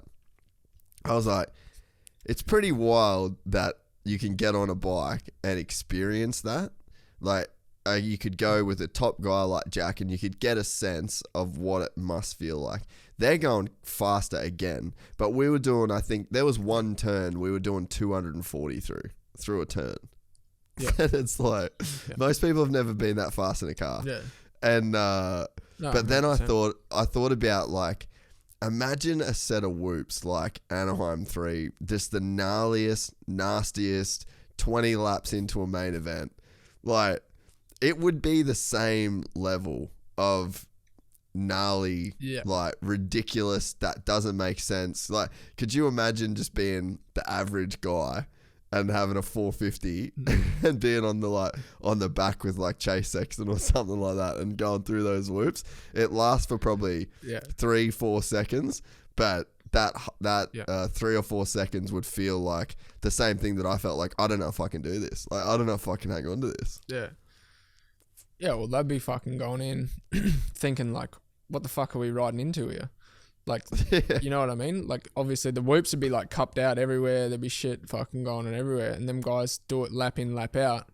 Obviously they have some moments and shit through it. But if it was I think even myself, because I'm not like a supercross guy, I like don't ride whoops and shit that often. I'd be like, what the fuck is going on here as well? So in that sense, I mean, like they've got so much like skill for that. Is because they do it every day, and obviously supercross is way more important for them to focus on. And I mean, like, even for myself, I'd probably ride into there and be like, what the fuck is going on here? Like, yeah, I'd look like an amateur going through them whoops, you know? And it just shows like the different levels of like sports and shit. Also going back to like the driving a car type of thing, like 100% you feel way more safe driving a car because you're strapped into that thing. If you go out the end of the straight, you run into the wall or something like that, you feel like you're pretty secure. Like you've got a seat holding you there, whatever. But like say you go from there to like a MotoGP bike or something like that, you go on the same speed, but if you fucking hit that wall, you're going flying because you're not strapped into the bike or anything like that, you know. Or like say some of them crashes that the MotoGP guys have, it's like gnarly because they're going so fucking fast. Yeah, that was huge. That was like disgusting. Yeah, like how the fuck does that even happen, you know? Like, and what amazes me with that guy is he can have a crash like that, and then you watch 3 laps later when he goes back into the pit, gets a new bike, and fucking goes out there and does the same shit again, gets sketchy as fuck, and like he just goes for it. Like, it's actually crazy that you can have that bigger get-offs and be like, oh yeah, fuck it, sweet, I'm good from that one, I'll go again. Like, just go push the limit again. I mean, crashing at that pace and having that huge a crash, I'm sure, like, it's crazy how, to me, he doesn't like think about like, fuck, I'm having big ones like quite often. Yeah. Like, I might take it back just a little bit and like, not have a big one. But like, I'm sure they spent a couple mil that weekend on bikes, because he was fucking throwing them down the track. But like, it just blows my mind that he can get back on and like still push the limit to that extent to be like, oh, I'm fucking gonna just go for it again. Like, that's actually quite impressive to me for him to be able to do that, you know, like, because I'm sure some of the guys there that would do shit like that would be like, fuck, like, I'm gonna have to back it down a little bit for a while until I get that confidence back to feel like I can go like that again. But he's just fucking off on, going for it. Doesn't give a fuck. I feel the same thing about Jeffrey. Like, when you see some of the crashes that Jeffrey has, and then just gets straight back up and just doesn't give a fuck. You're just like, what? What are you up to in there, bro? Yeah, like, it's the same for a few different people and shit, but like, also depends on like how you crash and shit like that, you know. Like, you can have a huge one and feel like, holy fuck, I was like pretty lucky to get up from that, and you're completely fine. Like, you feel, fuck, I'm good to go. You can get up, go again. You tuck the front in a turn and fucking like land wrong on your shoulder or twist your foot or something like that. You're like, oh fuck, I can't ride fast anymore. But it's like crazy to the extent that like you can have a huge one, get up, nothing happen. You can have the smallest crash ever. Sometimes you don't even crash, and then you're like, fuck, what am I feel like shit now, you know what I mean? Like, can't push the limit, I'm in pain. So it's like crazy to that level. I'm sure like if you have a big one, you can get up, and if you feel completely fine, you can just fucking straight go for it again. I mean, like, when you're in that race mindset, I feel like the adrenaline's pumping that you don't think about it until after the race anyway. You sit there probably after the race and like, fuck, that was a huge one or something like that, but you're like, oh, I feel sweet from it, so it doesn't matter anyway.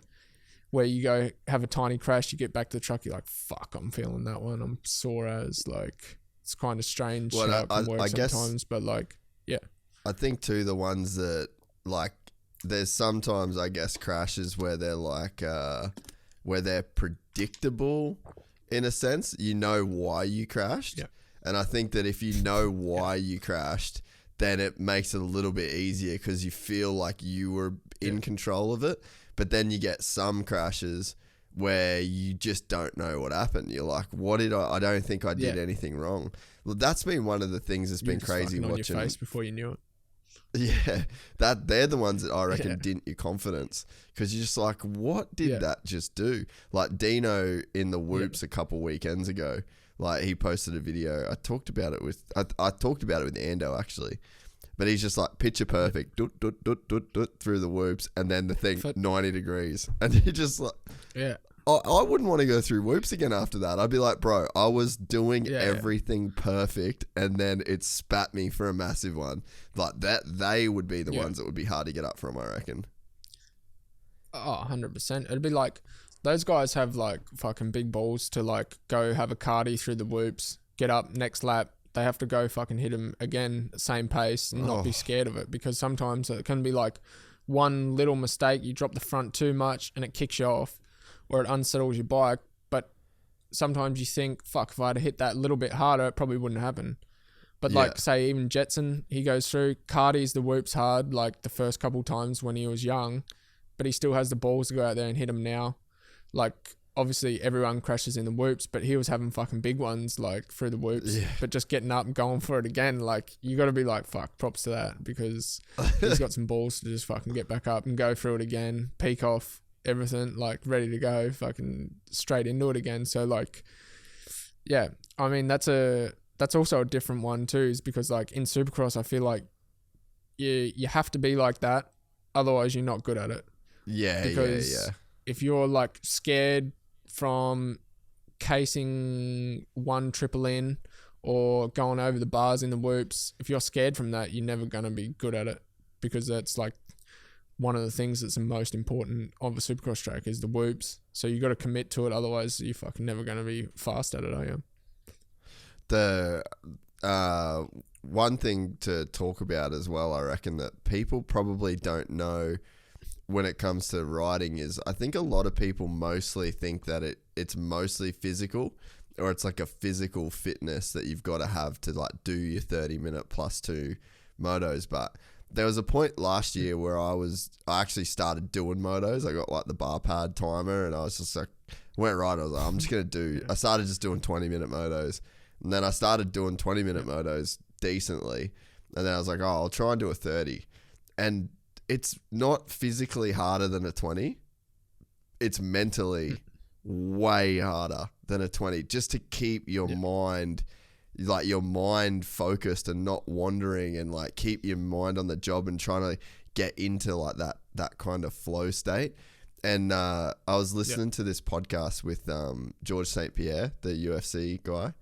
And he was saying that he had this coach that would time the reactions of different opponents. So, like, when their first hand first moved their opponent to throw a punch, how long it would take the opponent to, like, react. And he said that he was measured these different guys. So he had, like, a full database of everyone in the UFC that had these, like, reaction times. And then he so it ended up being BJ Penn. So he got beat in the first fight by BJ Penn. I think he got maybe I can't remember. The first fight he just, like, didn't do good against this BJ Penn, right? And then Pierre come back to the to his trainer and was like, man, he's so much faster than me. He's like, I just can't beat this dude on speed. It was like he just saw every single punch that I threw coming. So then, old mate went back, studied the tape, found out he just has this, like, crazy reaction time compared to George. So then for the second fight, what he did was he threw heaps of, like, feints, so, like, fake punches to make him react. And he basically said that he wanted to overload his nervous system, because it's your nervous system is, like, the thing that's that way. And it slowed him down. And then he said that then they went back and they broke the second fight down where he won. And he ended up, he was through all these feints, and you could just see he got slower and slower and slower through the fight. And it made me think about motocross, but then it made me think about it in a different way after I started doing those longer rides. Because I was like, what's happening is your nervous system is just getting overloaded, especially when you're trying to go fast and you've got stuff that's coming at you and the track's getting rougher and you're trying to pick lines, and there's so much data that is being processed by your brain that it just takes like a lot to actually, like, stay focused. And I don't know that I just think people talk more about the physical side of it than the mental side of just getting through those long days riding. Yeah, like 100%. Like, I agree with that for sure. It's like, I don't know, even on a level of practice compared to race, it's completely different, because, like, say when you go practice, I feel like your mind, you want to get through the moto, but, like, at a constant level, you're pushing enough to be, like, consistent on the lap times. You want to be smooth. You're not over pushing things.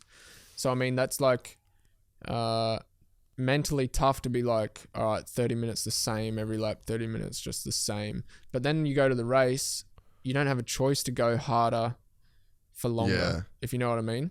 But then you got to focus on like what some other guy's doing. Is he going to come up the inside or go around the outside? Like you got to focus about people behind you, sometimes people in front of you to try and make the pass, but you don't have a choice. So I feel like when you're racing, it's almost easier to focus like that because you're like, yeah, you have to do it. Where like, say when you are at the practice track, you're not like worried about, oh, this guy's going to pass me. Yeah, maybe someone is faster than you at practice track or whatever, but you just slow down to let them pass or whatever, or they let you pass. Like you don't have to think about like the battle situation at the practice track. You don't have to put all your focus on trying to get the best start possible. Like there's a lot of different factors to, I think the focus point of view compared like from practice to race. And it's almost like, yeah, I try to duplicate as much as I can the practice to the race, but at the same time, it's so fucking difficult to do that because it's completely different situation that you're in. You know what I mean? Like you go to the practice track, you practice starts, but there's not 30 other guys next to you that are also like revving the bike at the same time. You can also do it with 2 other guys, 3 other guys, but it's just generally not the same feeling because it's completely different. Like you don't have 30 different bikes revving, so you can actually hear your own bike rev. You don't have the feeling that like if you get a shit jump, someone's going to chop you straight away. There's like so many different things you have to think about, like because you can go to the practice track, do like 30 good starts and you're like, fuck, I'm ripping starts today. But then you go to the race, you make one slight mistake off the gate, or as soon as you hit the dirt and there's someone else's bars in front of you, or they're leaning on your side, so they like cut you off. You can't do anything but shut the gas a little bit, and then you're like way behind. So like, I feel like in that side of things, it's like quite tough to duplicate.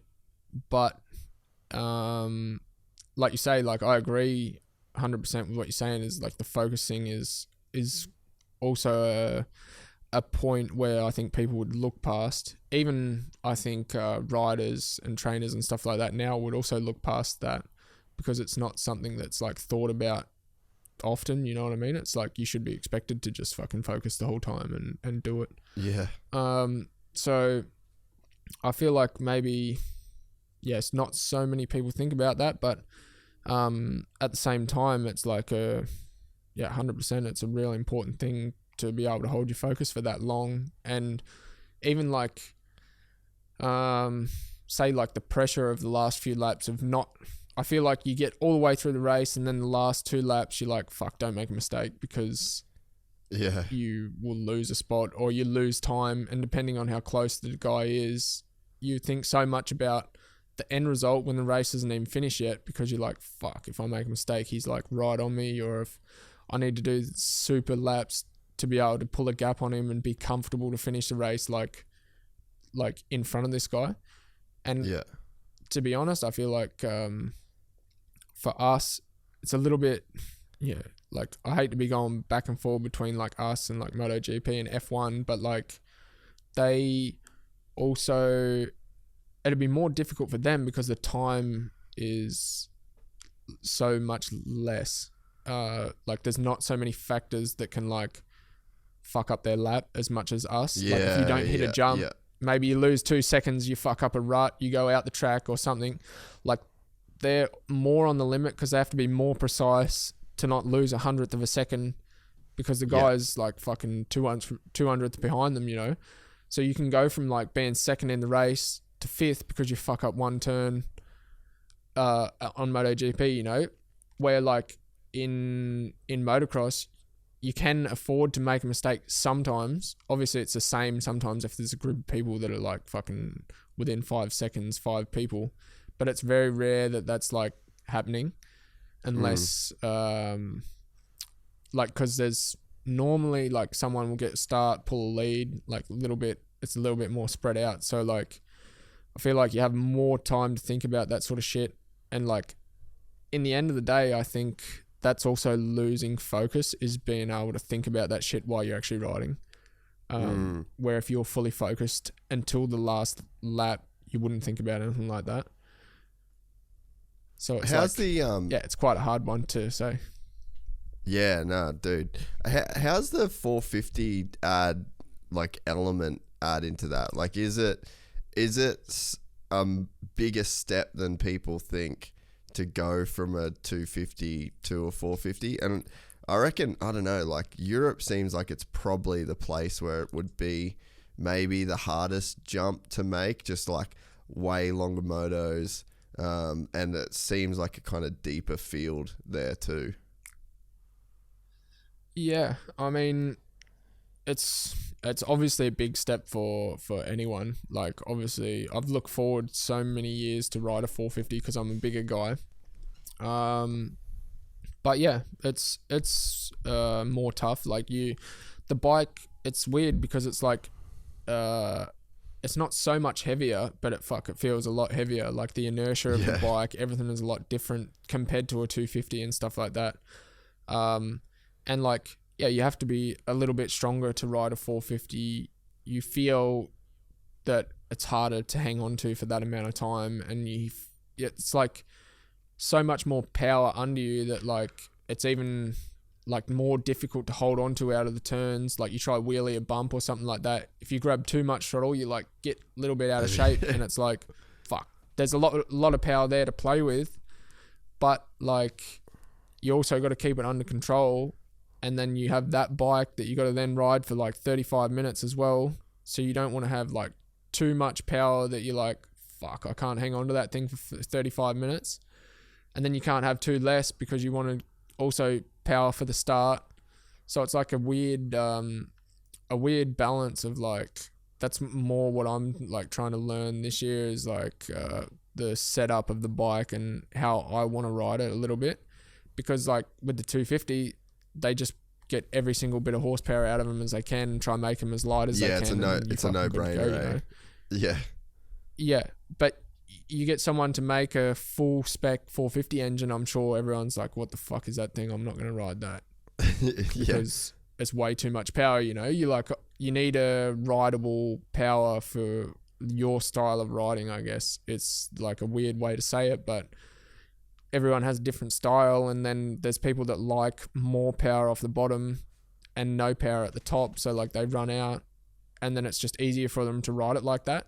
But then you have also people that like a smooth power that goes all the way, and it's like, yeah, if you put it too much, it feels like it's way too aggressive, and if you don't put it enough, you feel like you're just riding a fucking heavy bike around that's like, not enough power to it. So like it's a real fine line, I feel like, to get it set up for like your full style of riding. Like, and that's kind of the biggest learning thing for me this year, is to be able to like find that place where it's like happy medium. Yeah. So how have you gone about that so far? So like with the Cowie, I like it. It's pretty good standard, you know what I mean? We have just a few things on the bike now that's like gives it that little bit more, but it's also enough. And we also have good suspension. We have a good suspension tuner, and we get factory tires and stuff like that. So we've got like a real good package. I mean, I feel like on a 450, you don't need so much more than that. And that's why I think like this class is so competitive now too, is because like, say, obviously the factory teams and stuff like that, they have the upper hand on really, really new shit that's coming out or something like that not that many others have. But with a 450 side of things, you can have like a privateer sort of team and have a bike that's good enough and fast enough to be competitive. So I feel like that's why the classes here are also really stacked and shit like that at the moment, is because like you can be a guy that's on like a satellite team and have such good equipment that you can be competitive with the factory guys. So like in a way that's like a really cool thing. It makes for like, better racing and shit like that, and better opportunities. You know, there's so many good guys now, and there's not so many seats available anymore. So like, it's good that there's able to be like competitive, a way to be competitive from there's like a way to be super competitive and like have the same sort of level as someone else as well, because like even the non-factory teams now, most of them also have a physical trainer, on-bike trainer. We have the equipment to do good, so it's not like they have something that you don't have. Maybe it's something like on their bike or in their bike that they have that you don't. But like I said before, on a 450, it's not that important that you like, you know that you're missing out on that. It's like, you can be content exactly with what you have, because you're like, fuck, I can be competitive with this. It's like, I did the whole off season, like testing a lot of shit and stuff like that, and trying to find like what kind of way I wanted to go with the bike, power wise. And I always kind of went back to like the feeling of like the stock power, because that's just the way I like to ride it, you know.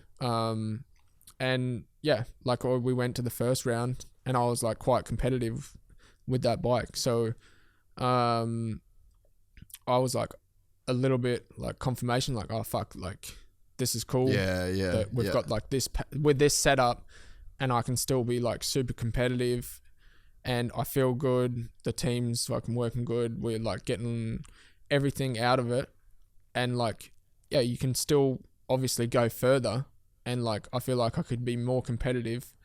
But that just, it's cool that that sort of shit can actually happen, like being in this position where I am, and I'm like super happy with where I am now. And at the moment, like obviously I've been struggling a little bit, and that's from like still the second round. I had like I didn't even crash. I ran into I crashed, but it wasn't like a big one. I ran into like a steel pole on the side of the track, like where they have all the banners. Oh. I smashed my shoulder on that like real hard, because like I kind of like washed my front on the bank before it, so my feet come off the pegs, and I like had nowhere to go, and I was already off balance, and I just smashed it like straight on with my shoulder. And like, yeah, it's kind of weird. I've been struggling with that the last couple of rounds, and like for me, it's quite hard for me to like accept the fact that like where I am at the moment with the results and shit, because like the first round obviously went super well, and like kind of like surprised everyone and everything like that. Everyone was super happy at the team, but now you have like a small injury. It's like, it's weird because I don't have any pain like with my shoulder, but I lose strength always with it. Yeah. So it's super weird. And I can ride like the first 15 minutes super competitive, and then after like one lap just drops off, and I'm like, fuck, I can hardly ride anymore. Like, especially the way I want to. So that's like super frustrating. And like, even I feel like from the outside in, even looking, or for like a random person watching, they'd be like, oh, what the fuck's going on, you know? Like, so for me, that's like pretty hard to handle at the moment. Like, I know that I've got good fitness. I know like my speed's good. I've showed like good speed and everything, but it's like getting past this point that I'm like getting back to competitive. Like I'm super keen to get back there and like be 100% again, because like I believe that I can do like real good things in the 450 class. It's just crazy, like I was saying before, how competitive it is. So you have one small issue and you can't be like nowhere near as competitive what you feel like you can be. Where like in the 250 class, you can be like a little bit off, but still be competitive. Where like, now there's so many good guys. Like I said, in the 450 class, it's stacked. So you can be like off 5%, and there's fucking dudes that are like on it every weekend, you know? So like, that's quite difficult for me to accept at the moment, is like, trying to be able to handle that. Like, the first 15 minutes, I'm still fast enough, but I just can't fucking hang on for the whole race to be able to like fight for where I should believe that I should finish. So that frustrates me quite a lot at the moment, but like, I'm sure like, yeah, I'm definitely not the only person that's gone like through something like that. So I mean, I'm kind of trying to be patient at the same time as being like, I will be back there, telling myself that I'm going to be back there, and like, yeah, reassuring myself that I will be, and just like getting past this point, because I know like if I do go there, get like a top 10, it starts off, and then you get like a top 5, I fucking forget about what these races, like what I got at these races, completely forget about it. But in the time, you're like, fuck, this is like the shittest time, and like I'm not used to getting past so much or something like that. So you're like, fuck, what's going on? But like 2 months down the track, if you're getting good results again, you're like, oh fuck, like remember that shit? That was like fucking weird that I was doing, or like weird that was happening. So you completely forget about like what kind of happened, you know what I mean? Like, and a clear example of that is like, I always watch Jack now at MotoGP. Fuck, the weekend before he was like 14th in Argentina or something. The next weekend he's second. Like, and I'm 100% sure no one even thinks about that he got 14th the weekend before that, or his teammate was also struggling that weekend. They completely forget about that weekend. The weekend after, they're fucking bang back on top again. So like, it's quite strange how like the mentality of also other people works as well as your own, you know what I mean? Like, I'm sure like he completely forgets about that race as well, because he's like, yeah, what the fuck am I going to think about that for? But like for me, the hardest part was it's coming in, week out. And like, I feel like I wasn't getting so much strength back between the weekends, because it was like weekend. And I didn't really get time to like rest it and shit like that too. Yeah. So I feel like this weekend off and stuff like that as well, so also going to be a benefit for me. So hopefully everything's like coming back to the point where I'm like, I feel like I want to be, you know? And I also, like I said, keep saying to myself that like, I'm not even going to remember this shit when I'm at the end of the year. If I'm getting good results again and shit like that, I'm like, oh fuck, I completely forget about that shit. It's not even in my mind anymore to even like lose energy to think about it. But like, that's super tough at the time, like I said, when you're in it, to like not think about it. But anyway, we're trying to get past it, and I'm sure it only takes like one good result to be fucking back and feel good again on the bike. So yeah, I'm kind of looking forward to the next couple races and shit, to like, because I'm super hungry to get back there. Like, I'm just thinking always like I want to be back there, and just to make it happen, like I'm kind of the person that won't fucking stop until I feel content with where I should be at again. You're just the kind of guy where you're holding a double-edged sword to your own throat, where it's like you're so competitive, and that competitive nature and the hunger and the desire and the belief that you've got is what pushes you to be able to get top 5 in the fastest motocross class on the planet. But then that same hunger, desire, competitive, that can also fuck you over when you get into this situation that you're in now, you know, because you're in a hole, and then the same mentality that drives you forward is also the same mentality that's like digging your own grave in when you're in this situation, you know? Yeah. So you've just got to have perspective. I mean, we kind of texted about it the other day, but it's like I always think about things now as net positive or net negative. So it's like when all the sums over a 12-month, you know, like it's business over a 12-month period, you're going to lose money one month. You're going to make money the next. You're going to lose money for 3 months. You're going to make way more money than you've ever made. Like, as long as it levels out to be a net positive. Out. Yeah, and I think that, you know, like you're just in this position where I reckon you've just got to be, like, if genuinely there's nothing you can do for your shoulder. Like if you're doing everything, if there's no stone being left unturned, at some point you just got to take your fucking hands off the wheel and cut yourself a bit of slack and not, you know, like not beat yourself up, because like you've that happened. You've doing the best shit you can to deal with it, and then, you know, you will be back. And exactly what you said, like I pretty much try and have a rule in my life. If I won't be mad at something in 2 years from the day it happened, then I won't be mad at it at all. Because there's so much bullshit I've carried around in my life before where I've like let something piss me off, and then I'm like, will I be mad at this in 2 fucking years?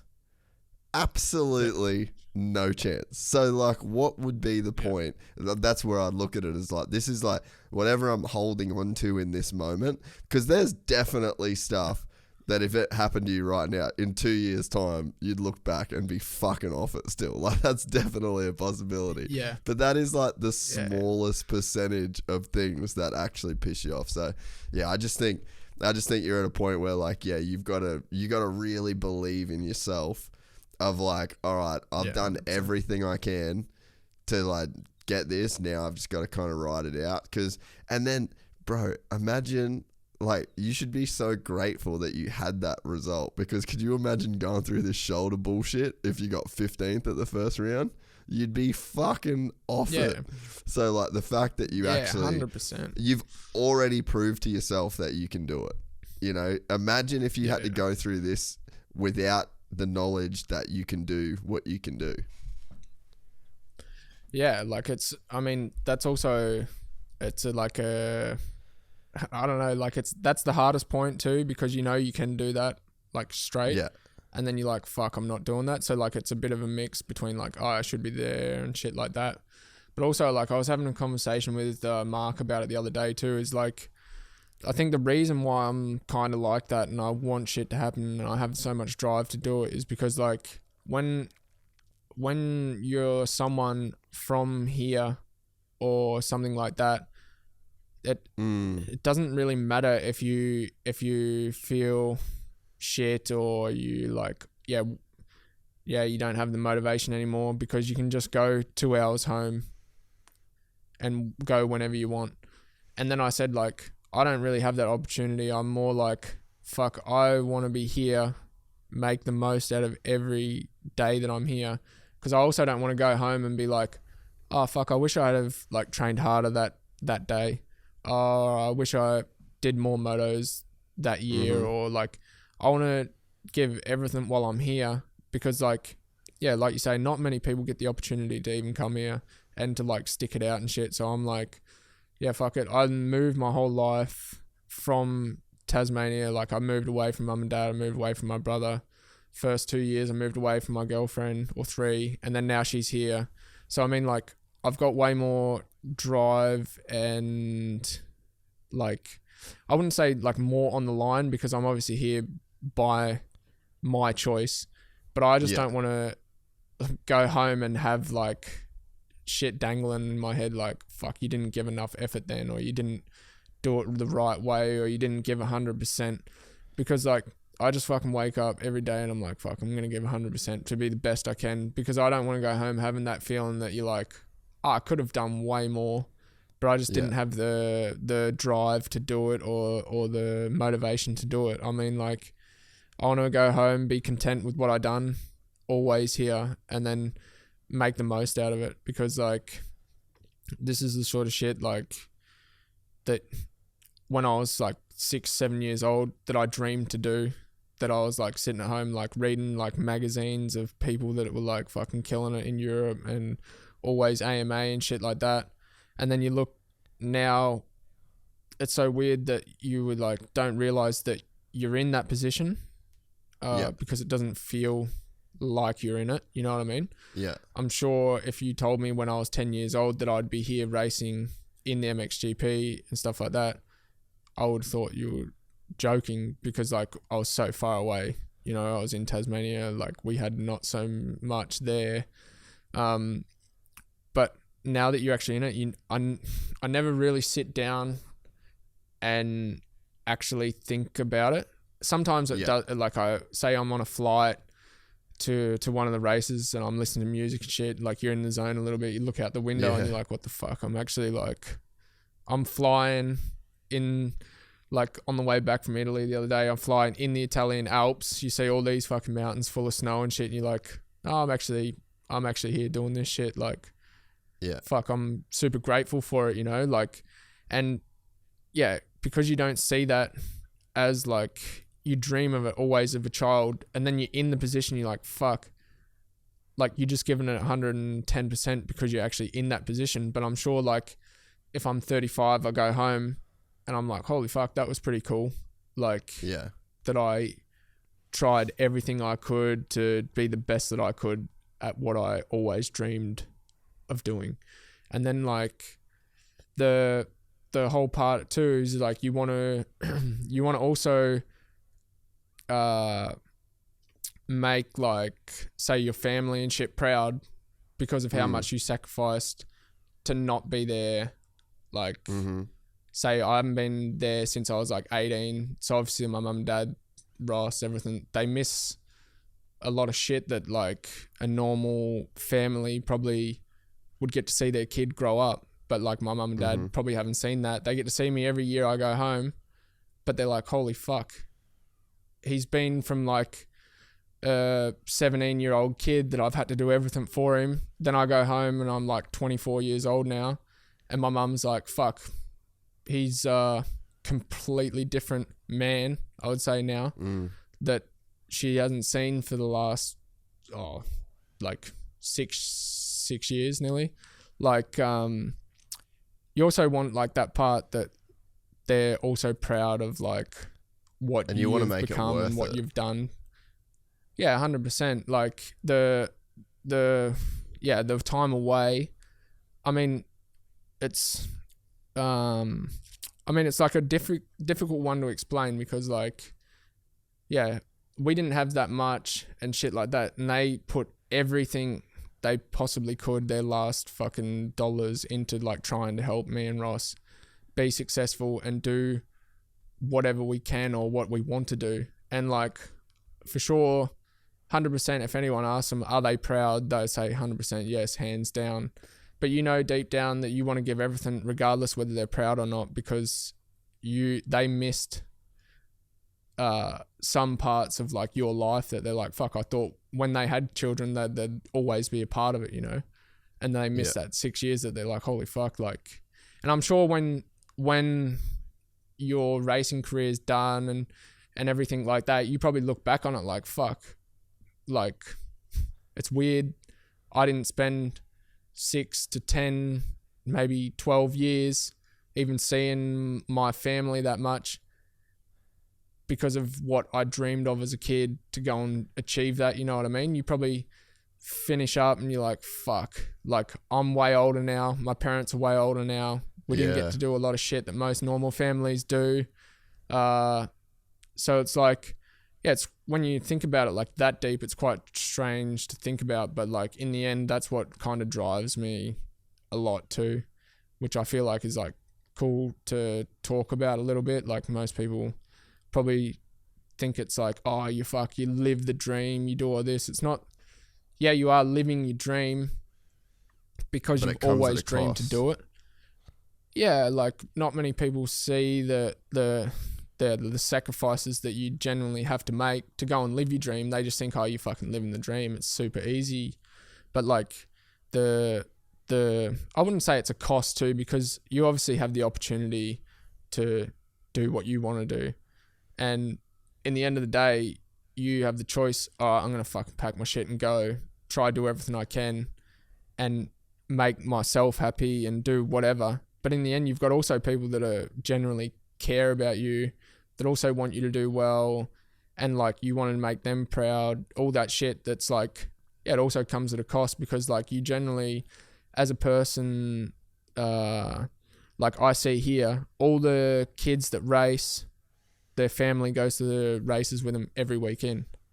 And like normally, if my parents did live here, they probably would come every weekend.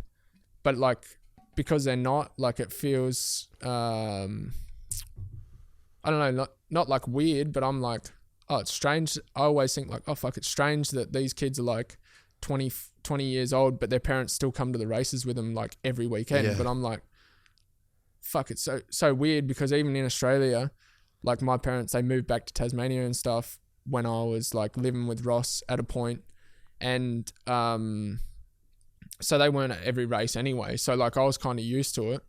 but it's like strange to see it here because I was like, oh fuck, if mum and dad were here, I would like to bring them to every race and like they'd see a lot of shit and have a good time, you know. But it's like,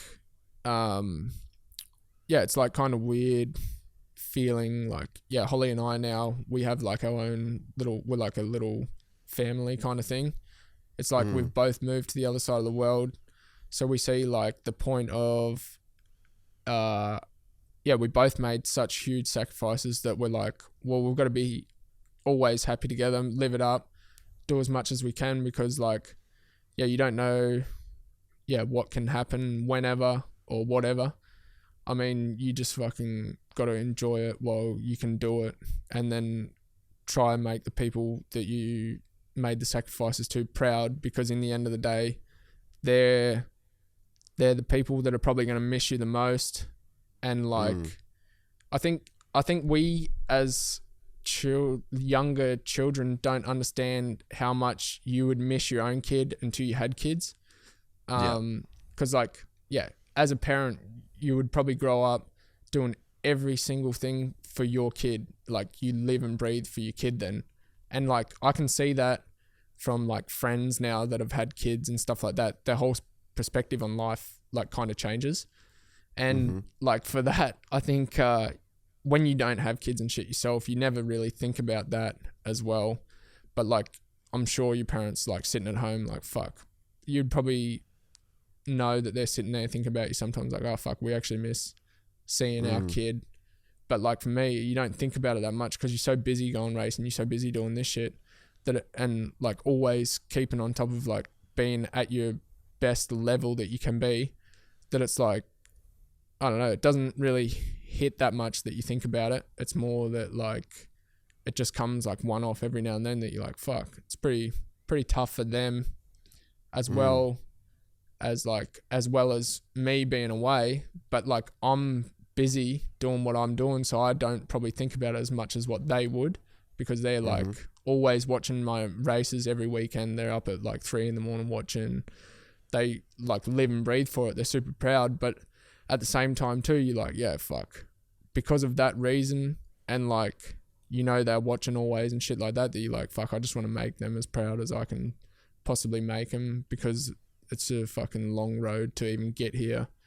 And then to like try and stay as long as you can and be content with yourself as well. It's like a huge weight on your shoulders that you just like want to do the best you can possibly do.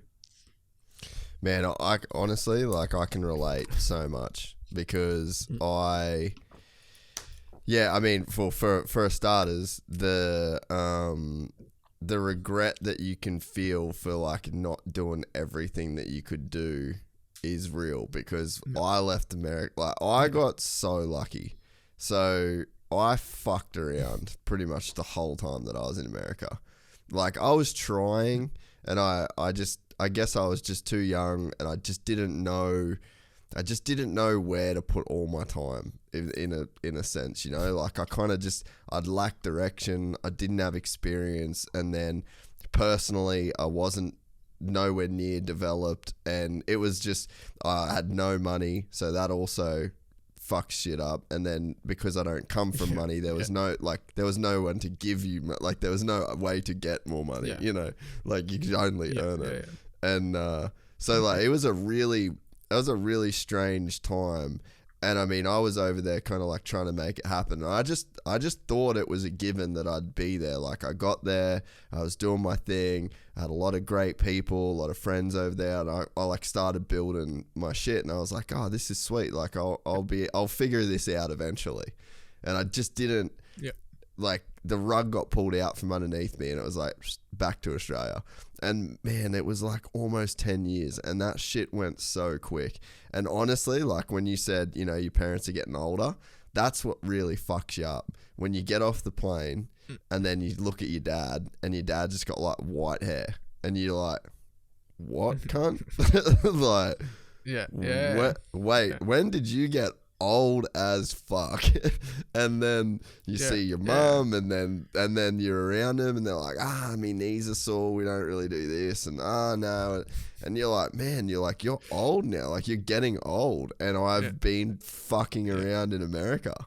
I've missed blink of an eye, and I've just missed so much stuff, and I've missed this time with my family, and like me and my mum are real close, and like I could see there was like points in time where she was just like almost giving me terrible advice just so I would come home, you know. Yeah. Like you can kind of tell Yeah. how much they miss you by the way that they're like, they don't, and they almost didn't care that I got ejected, you know, like, because they want that time with you. So yeah, man, like I honestly can relate so much, and I think it's pretty cool that you've got that perspective. Like I definitely didn't have it until it was too late. I just got so lucky that the podcast started after that. Like, you know, it ended up being the best thing that I've ever kind of done. But yeah, like I definitely come home with those regrets, and I was kicking myself, you know, because there were so many times where I wasn't giving it my best. I was just having fun, like fucking around, you know. And yeah, like I said, it worked out in the end, but yeah, it was definitely, I didn't do everything I could have done. Yeah, like, I mean, in the end of the day, I'm super lucky that, like, Ross was, like, he was quite tough on me, and in the end of the day, I'm, like, super grateful for that now, because, I mean, he knows kind of, he was so much older than me. He's, like, 7 years older than me, and, like, he's always kind of learnt before me, if you know what I mean, like, because of such an age difference. He was, like, doing other shit as I was like super young, so he could kind of like always give me advice on that sort of shit. And I mean, at a point he moved away from Tasmania, so it was only me, mum and dad at home, and he lived in Victoria, and he was trying to race under 19s and stuff like that, and being like super competitive there, learning so much in life and all that shit. So like when I was at then that age where I needed to take it serious, he knew that I needed to take it serious, otherwise nothing was going to happen. And like now looking back at it, I'm kind of like super grateful for that, because he's the one that's kind of been like, if you go to Europe, you know it's going to be tough, but you can't go there and fuck around because you come straight home. And in the end of the day, I kind of come here with that mindset that I'm like, yeah, well, I can't fuck around. I can't go and have fun when I want to. I don't really have any friends here and shit like that. And anyway, at the start, so I may as well put every fucking day into like getting better and trying to give myself opportunities and do that shit. But I'm lucky that he's there to tell me all that shit. Otherwise, I go with a blank page, you know, and then just like have to learn all that shit by myself the whole way through it. Where like he already taught me a lot of that shit before I even went, which kind of helped out in the long run anyway, which like I say, I'm super grateful for, because like you never know what could have been if I wasn't like prepared for it, or if I wasn't told that I need to actually fucking go there and give it 110% instead of just 100, because you'll be coming home in 1 year if you don't fucking pull your finger out. So like, it's, in a way it was shit to like kind of hear that, because you're like, oh, do you believe in me or do you not believe in me? But he's just saying the hard truth of that you need to hear, because he's only doing it because he cares about me so much that he don't want to see me go back to Australia. He wants to see me here being competitive and putting 100% effort in. So like, I was real lucky in that sense. So yeah, like I said, I can't really like say anything but good things about that for sure, because my dad wasn't a person to like push us ever. I could travel from Tasmania to Queensland with him and then pull in mid race and say, oh fuck, I don't want to race anymore, like I'm bored over it, whatever. And he's like, oh yeah, fuck, no stress, and just put the bike in the van and Ross will race, so you can just watch him. Like, he's super relaxed, you know, yeah, like doesn't care. Where there was some people that would be like, nah, we've drove from fucking one end of the country to the other, you're going out there, you're riding, you fucking doing what I say. He was never like that, which was like super cool for us in a way that we could just like, yeah, get away with anything, but he was like spending his last dollar to go there, and mum and dad were spending all their money to go there for us, but didn't give a fuck if I actually like raced or not. They just cared whether I was having a good time. Obviously Ross was way more serious about it, so like they would then put all their focus on him and shit like that, so it was good. But I also think there's a point where you need to be pushed a little bit to really get the best out of you. Where you can go. Exactly, yeah. Like, so Ross knew where he could push me and knew what to say like at the right times and shit, obviously because he's my brother and he knows like more than anyone else, so that's that was like kind of a good thing. But like you see sometimes there's old boys out there that push like way too hard for what, you know, like I mean the kid's still fucking 10 years old and they're getting pumped into the ground because they had one shit race, obviously because he's spending a lot of money and stuff like that to go racing. But I feel like in one way it's not really the way to do it. A kid's a kid, you know, you got to make sure they have fucking fun while they're doing it. So like for us growing up, like that's probably the best thing that could have happened, was for our old boy to be super chill and not really care that much about that type of stuff, because like as long as we were having fun and burning fuel and fucking had a smile, he was pumped up, he was fucking stoked on it. So in a way, like for sure it's like I find motocross like such a good thing, because it's, if I look back on it now, it kept us away from all the shit that happens sometimes in just general life. So of course our parents spent like a lot of their money and a lot of their time and effort, but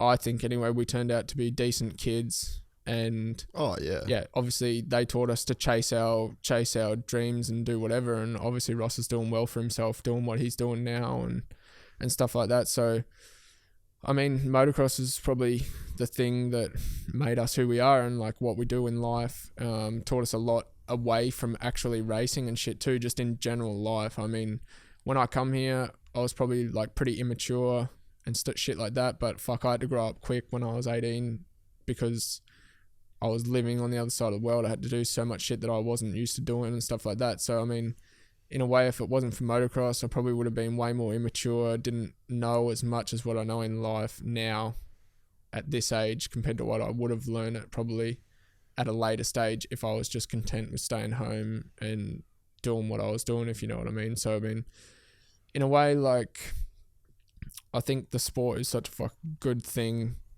for like people to be like into, you know what I mean? It's like such a cool thing. You can go to a race, and as a kid you don't care what you come, you like stoked to go to the fucking track with all your friends and go and race all your mates and stuff like that.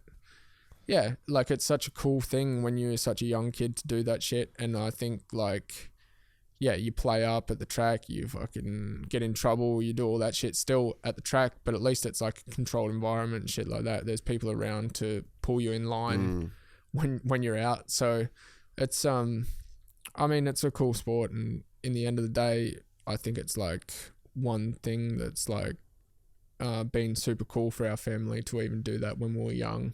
And even though it's like fucking expensive, like there's not that many sports these days that aren't expensive anyway. So I mean, the way that you get general life skills and shit like that out of it, I think it's awesome. Yeah, and man, like to think like if you never race another race again, to think about like what you achieved individually from where you guys started in Tassie is like mind blowing. You know, think about all the people that you're on the line with. Think about, you know, all the, you know, the races and motos that you've won and the podiums that you've been on and the teams that you've raced for and the, you know, the bonus checks that you've got. It's just like, holy fuck, for a kid to come from, you know, a house in Tassie that didn't have electricity, you know, to get to that level is just like, that is psycho to achieve, you know, that level. And then, you know, to add in that on most of that time, like you just done it yourself.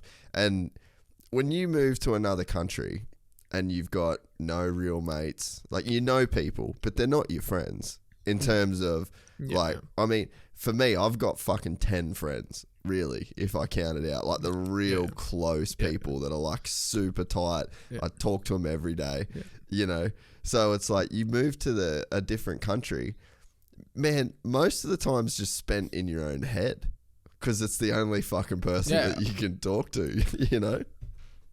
Oh, yeah, 100%. Like, for sure, there's no way I got, like, here on my own. That's 100% because, like, Ross and my mum and dad were such a huge part of it. And also now Holly is such a huge part of it because, you need someone, you know what I mean? You can never do something like this alone. That's a fucking fact. I could 100% say that is like, you need someone because, like you said, when you're in them times in your own head, you need someone to fucking talk to, and whether that be Ross, Holly, anyone, you need someone like that just to get shit out, you know. It's I feel like if you hold stuff in way too long, like, it just creates bigger problems, and sometimes you just need to get shit out. So, like, I haven't done it alone. I mean, I've been here at times alone, but there's no way I've done it alone. So, like, I'd be, like, nowhere without them 100%. So,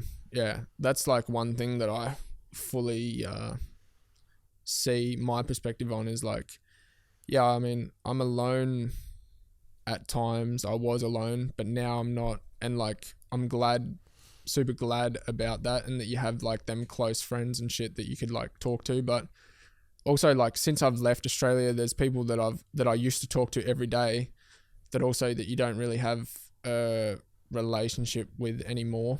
I don't know why that is. It's like the time difference is also a huge thing, but at the same time, it's like when you're not in that area, you don't hear from the friends that you used to hear from before. Yeah.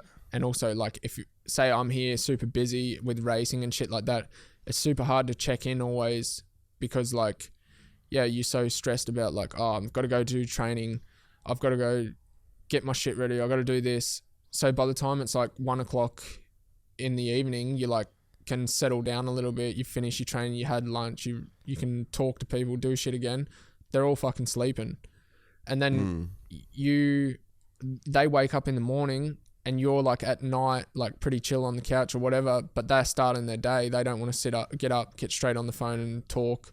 They're starting their day. So it's, like, quite difficult to keep in contact always. And that's, like, one of the hardest things about, like, the friend thing is, like, you kind of have to make friends here to be able to keep in the circle of, like, I've got friends and shit that I can talk to all the time and stuff like that. Because, like, at home, I've got super cool friends that I can ring and I haven't spoken to them for a full year, and it feels like I've spoke to them yesterday, and that we can have a complete normal conversation and be full, like, oh, what's been going on? Like, fuck, feels like you've talked to them every day for the last year, but you haven't said a single word. Like, I got friends like that, and that's super cool to sort of still have that as well, because I know that, like, deep down, they're definitely the friends that you always can rely on, you know what I mean? Like, there's not that many of them, but for sure you can always fucking rely on them, which is, like, pretty cool as well, because you know they're busy, they know you're busy, so you don't really give a fuck if you don't talk every day or not.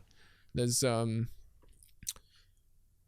that's, like, a pretty cool or important thing for me, because, like, I also love it when I get someone from Australia that comes over, because, like, say if I have one of my mates that want to come see Europe or something like that, it's fucking awesome, because, like, you want them to come to your house, you want to see them and shit, you want to speak all the time, but then you also feel shit sometimes because they come all the way to Europe to, like, travel, but then they come and then they stay at your house and then they're like, oh fuck, this is pretty sick too, like, just chilling and hanging out all the time, and then they probably go home and they're like, fuck, I didn't really see anything of Europe, but I went and had a good time. But it's, like, so sick when someone comes and does that, because, like, I'm super, like, relaxed. I want to fucking chill and have fun, take them around to, like, some of the cities and shit that's cool around here and have a good time. It's like, I don't know, you feel like you want to do something all the time. Then it's like, it's weird when you don't have an Australian person. Like, obviously Holly, she's fucking, like,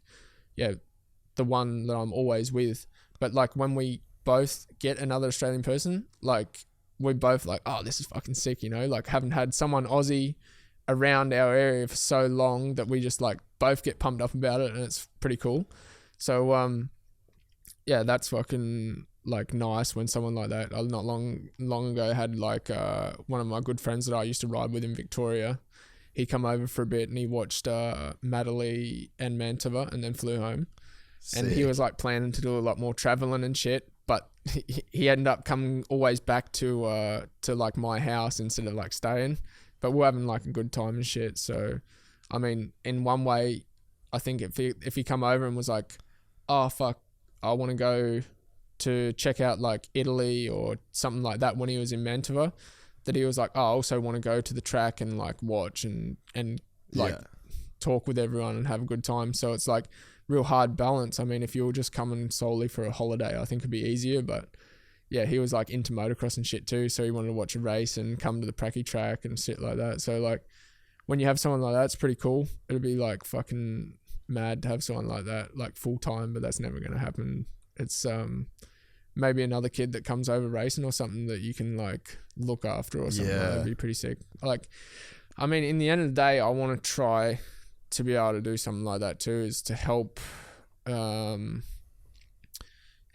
some kids come over, because like we have super good talent in Australia, but it's like they don't see a little bit what it takes or something like that until it's too late, or until they're like, oh fuck, that's a big step. Do I want to do that or do I not want to do that? It's like if you can have some kid over here at like 14 years old and do like a 125 race, have a setup for him, like a van and a couple bikes or something like that, something that he can like experience it. Then you have people that are obviously like they want to come to Europe and shit like that instead of like wanting to go to America always. Because I feel like when you're in Australia, you watch AMA always, it's a better time, everything's so much easier, and they don't really watch GPs that much or anything like that. But it's super cool how they run it here. Is like the GPs still do long motos for the 125 kids, and like that's somewhere that you don't really have that anywhere in the world at the moment. Is like even in America they have that amateur stuff, but it's like 4 or 5 lap sprints and shit, and they have like the 25+2 motos here for the 125 kids and stuff like that. So I mean, you don't really know what way you want to go until you come and do it. So I mean, I feel like that'd be a cool thing to do for some kids to come over and check it out. And I mean, in a way, the everything like the sport and stuff like that, I feel like is growing in Australia at the moment, and there's more people getting into it, and like obviously now they've got way better TV coverage and shit like that again. So that like that's only steps in the right direction. I mean, for the younger kids that are like trying to come, I guess. And like, to be honest, I feel like it's just a thing of actually just coming and doing it and getting your name a little bit, like getting your name out there and your feet a little bit wet to see what it's like. Because that's kind of what I did at the start. If I had done it again, I would have done it a little bit better, like organised a little bit better. But I, like the time I didn't have much time to organise it and do anything. But I just did one EMX race and then went home. And like, it was so weird. Like, you come and you see how it's all set up, and you're only racing EMX, but you're on the same track as them guys. You get to watch the MXGP race. You get to watch MX2 race.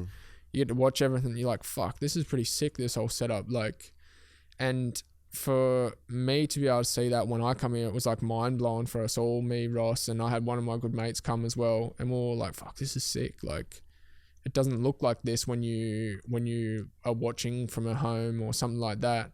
So like, that's the part of where you just want to come, do it, see how it is, if you like it, or if it's fucking mind blowing like it was for us, you like want to go back always. And I feel like if I'd done it a different time, I would do it where I could do like a couple races in a row. And you can stay a little bit, ride the practice tracks and shit here, maybe do like a local race that's in like Holland, they're called the Dutch Masters and shit, just to see like the different level of competitiveness around Europe. I feel like that's why we don't get so much the opportunity, because there's so many good dudes at young ages here that are just like, always on the list or always known because they're good on a 125 or something like that, where we have like, we say, oh, this guy's good in MX2, but where does he stack up when he comes here? And it's like, they didn't come here at a young age to be like, oh, I battled with this kid and I battled with that kid, to be able to like establish themselves as like to go straight into a good ride. We have to come here, go on like a lower satellite ride and then prove ourselves. So like, I think like in the end, that could be the biggest improvement we could do for like getting more Australians and shit like that over. Yeah, man. No, and I think the world's a smaller place than what people make it out to be sometimes too, you know, like, you get a bike and then you get on a plane and then you go race and then you come home. It's kind of like, it's a big deal, but I mean, it's just like any other plane ride that you'd go to do a race. It's just a little bit longer. But I think, you know, when you talk about wanting to help people come over, it's like, I think that by you being there as well, like it's a real solid example. Like Australia needs a guy like you that's a staple over there. And Mitch is doing a good job of that as well, where it's like, he's a guy in the class on a factory ride. You're a guy that's there, like the same thing. You're not on a factory team right now, but it's the same shit.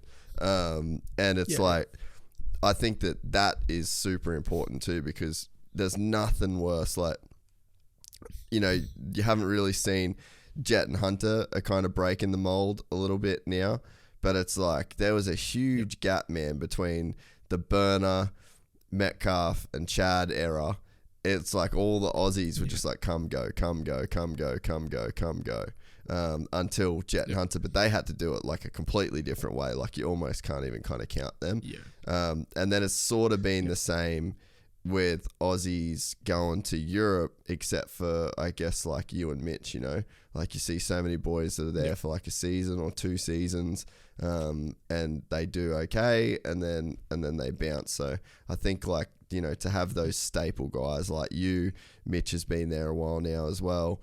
I think it's like that, just that in itself, I think like makes people look at it as an option. Yeah, 100%. And like, it's always good when you have other guys here that are doing good from that country as well, because it's only better for the younger kids that come. But like, say, Hunter and Jet and that, they come here first and then got established and then went to America, where I think it's like, it's actually pretty hard to go from like Australia straight to America or something like that, without proving yourself, if you know what I mean. Like, I feel like that'd be the hardest part for an Australian, to get a ride in America without being like, oh yeah, I've raced like GPs and like everything like that. If you go, oh, like I won some races in Oz, like I feel confident. Like we have good speed, that's the problem. But like sometimes people are a little bit skeptical on it because they're like, oh fuck, I haven't seen them like do good things elsewhere. And that's like a little bit what sucks for us at the moment, is like, they don't believe until someone comes and like is doing it. Then they're like, oh, okay. Then it changes the mindset a little bit. But like, it's Hunter and Jet are super good for over there.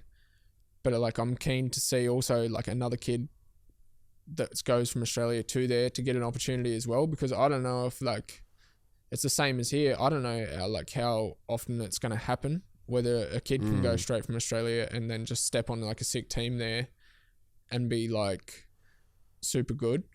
Cause like, I feel like they always need to prove themselves no matter what. And like, in a way, the reason that I also want to get like younger kids here and shit is because like the age limit in MX2 is like quite low. So it's like 23 at the moment. And I feel like some people want to ride a 250 when they come here, but then they hit the age limit and they're like, oh fuck, I have to go home. Or it's just something like that, you know, something little fact that like they age out, so they have to go home, where they could have just stayed and got another opportunity because they got decent results and stuff like that. So that also makes it a little bit hard if you don't come early or earlier.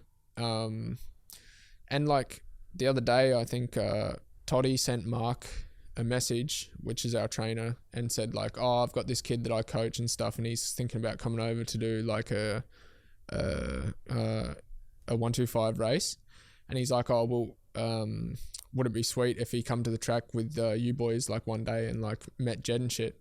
And like I was like, fuck, why does Toddy not message me, you know? Like it's kind of strange. I was like, oh fuck, it'd be cool to have him at the track and like fuck do a couple days riding, because it's just like another Aussie kid that like doesn't even know what it's like here. But if I can explain and help him like 2% more than what he actually thought it was going to be like, or something like that, at least it's a benefit to him, you know, like that he can come and talk shit at the track. I think he'd get more out of coming to the track and just talking shit and having a good time and stuff like that than sometimes like riding the track, you know. Sometimes it's something like that helps you out more while you're here than actually just coming to the same track as someone. So I was like, oh fuck, like that's pretty sick. But like I'd never like, Toddy never reached out to me or anything like that. He reached out to Mark, and I was like, fuck, he should just message me, because like he can come to any track, like doesn't matter, like that'd be sick.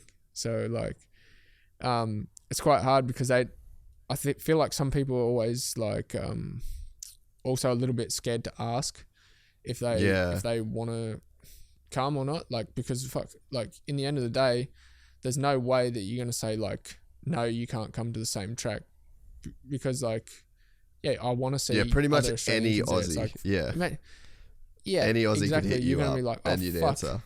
Yeah, and you're like, oh fuck yeah, like you can come, no stress. If you're here, like you've put in so much effort to come over here and like get a bike and ride and do shit, like fuck, why not? Like come to the track every day that we go to the track, like it'd be sick. But like I feel like some people are just scared to be like, oh, I'm coming over, is it okay? Like, and in the end of the day, they don't even have to ask if it's okay, you know. It's fucking, you can come any track, whatever, just send me a message and we fucking meet up at the same track. Like it's all the tracks are public and shit, so it doesn't matter. The more people there, the better. Like especially in Aussie, it'd be fucking cool. So yeah, like I hope he comes over. I don't remember his name. Like Toddy said his name and stuff, but I think he's a Queensland kid that Toddy helps. So it'd be cool to see him over here and see how he stacks up. It'd be good. Well, it's officially, that's his invite. All right, mate. We've almost done our 3 hours. I think we've done more. What tracks are you looking forward to? What do you got coming up that's that you're excited about? When's the old Rock and Boulder going to be good? And then I don't know. It's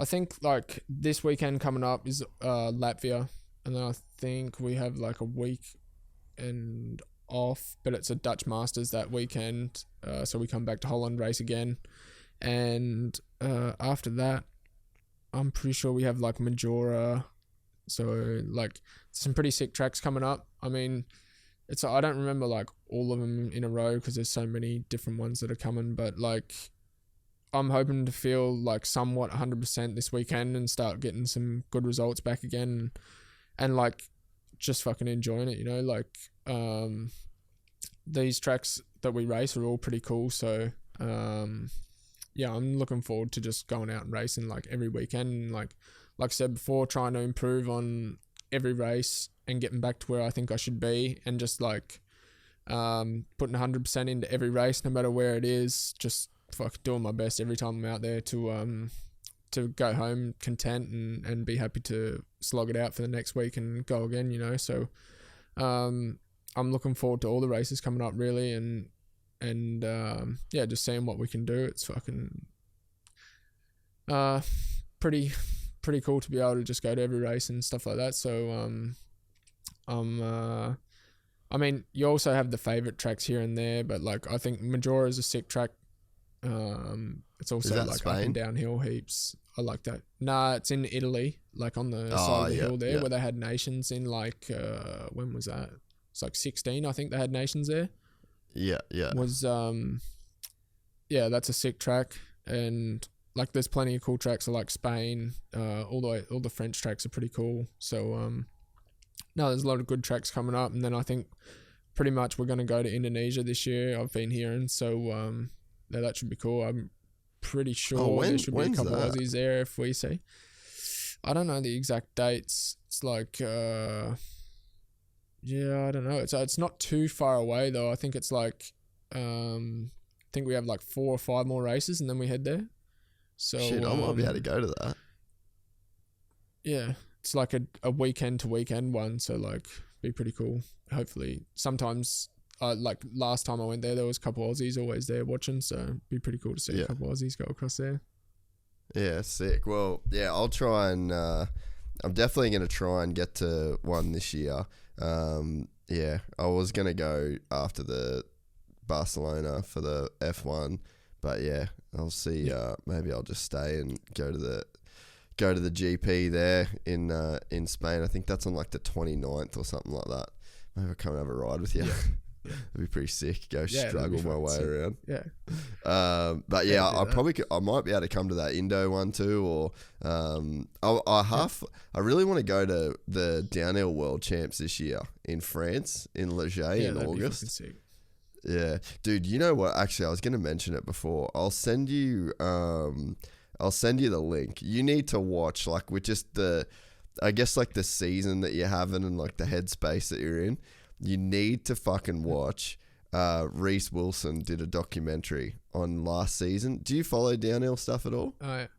Yeah. No, I follow Reese. I talked to him a little bit on Instagram. He's a fucking good dude, actually. Dude, he's a G. So he did. Have you watched that doco that he put out? I haven't watched it yet. No. Bro, do yourself a favor tonight. Watch that shit. Because like, man, he won the world champs, and then everyone was just saying like, well, you can only fucking ride in the wet, like that's all you got.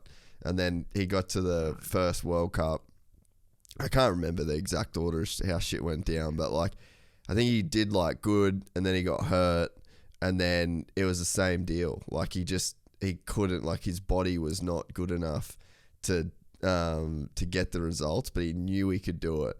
And it just like followed him race after race after race after race of just like pretty much being where you are, dude. You know, like just being in that headspace of like, it's like a fucking dark cloud over you, but you know that it's gonna get sunny at some point. But even though you know it's gonna get sunny, it still is fucking dark.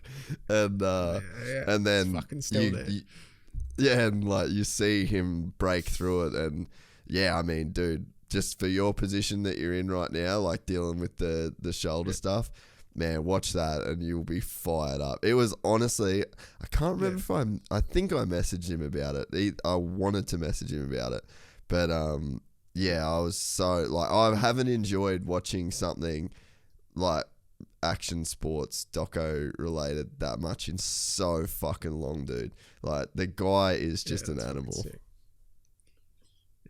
Fuck, I'm definitely going to go watch that one tonight for sure. But yeah, so I want to come over for like world champs. That'd be pretty sick to watch that. But so either way, I reckon I'll be watching you at some point this year. I'll be fucking cheering, waving me shirt around my head. Be good to see you over here. No, that's sick. Hey, actually, I want to ask you one thing before you go too, while I got you. When you're riding, this is just full random technique question. When you know how like everyone's saying like, wait, like you got to be on your toes, blah blah blah. When you're like on your toes, is your heel like dropping down and the weight's like on your heels, or are you like actually pushing? It's almost like you're pushing the bike away with your toes. I don't know if that makes sense. Yeah, no, like I know what you mean. It's like it depends like what way you're trying to really do it, because like say if you got you're standing on the balls of your feet and say you're going into a turn, your ankle, you want to push it down to keep your weight at the back, because when you hit the brakes it obviously wants your body to go forwards. So if you can use your legs, so like with the back, put your heel down, you use the back side of the foot peg to like push your weight against it. But you can only do it with like one foot, so it's got to be like quite it's quite hard because you're also braking with the other foot. And then say when you go the exit of the turn, you want it to be pushing against the front side of the peg, if you know what I mean. So it's like putting weight on the outside peg still, but you're pushing the weight back to get traction on the back wheel. It's like Yeah, that's a hard one to answer because it depends where you're riding on the track. Yeah. It like changes a little bit for me anyway. But yeah, I mean, it's crazy because you can use like your legs and stuff for so much strength on the bike and like save like your arms a little bit. So like I ride a lot with my legs and try and grip the bike as much as possible, but like it varies between riders and stuff like that and the techniques. I feel like there's no one technique you need to do. It's just however you feel comfortable to ride. And like if you look at the guys like Geiser, Prado, Renault, Jeffrey, all four guys have completely different style. So there's no one way that you should or can do it, but like it's just whatever you like to do, whatever fucking feels good for you. I feel like is what's best, because like sometimes what gives you arm pump might not give me arm pump, but it's like you got to manage it yourself a little bit of what feels good and what helps you get less arm pump, shit like that, I guess. Yeah. And what about like when you're out of the turn and then you're just standing up and it's just like rough straight and you're trying to basically just like hold it wide. What's the feeling through like your feet there? Because so when I was talking to Sexton, because like I'm trying to train for like Fink and Manji, and like Fink's just full sand whips, dude, like the whole time. Like I'm just gonna be standing up. So I'm trying to just get like my tack position like fully dialed in to where it's like I'm gonna be sweet to last that race. But so when I was talking to Sexton, he was saying that like he basically has he has so much force that he feels through his feet on the foot pegs, and I was like, when I'm riding, I just feel like I'm standing on them. There's no like, I don't know how to like make more force go through my feet, if that makes sense.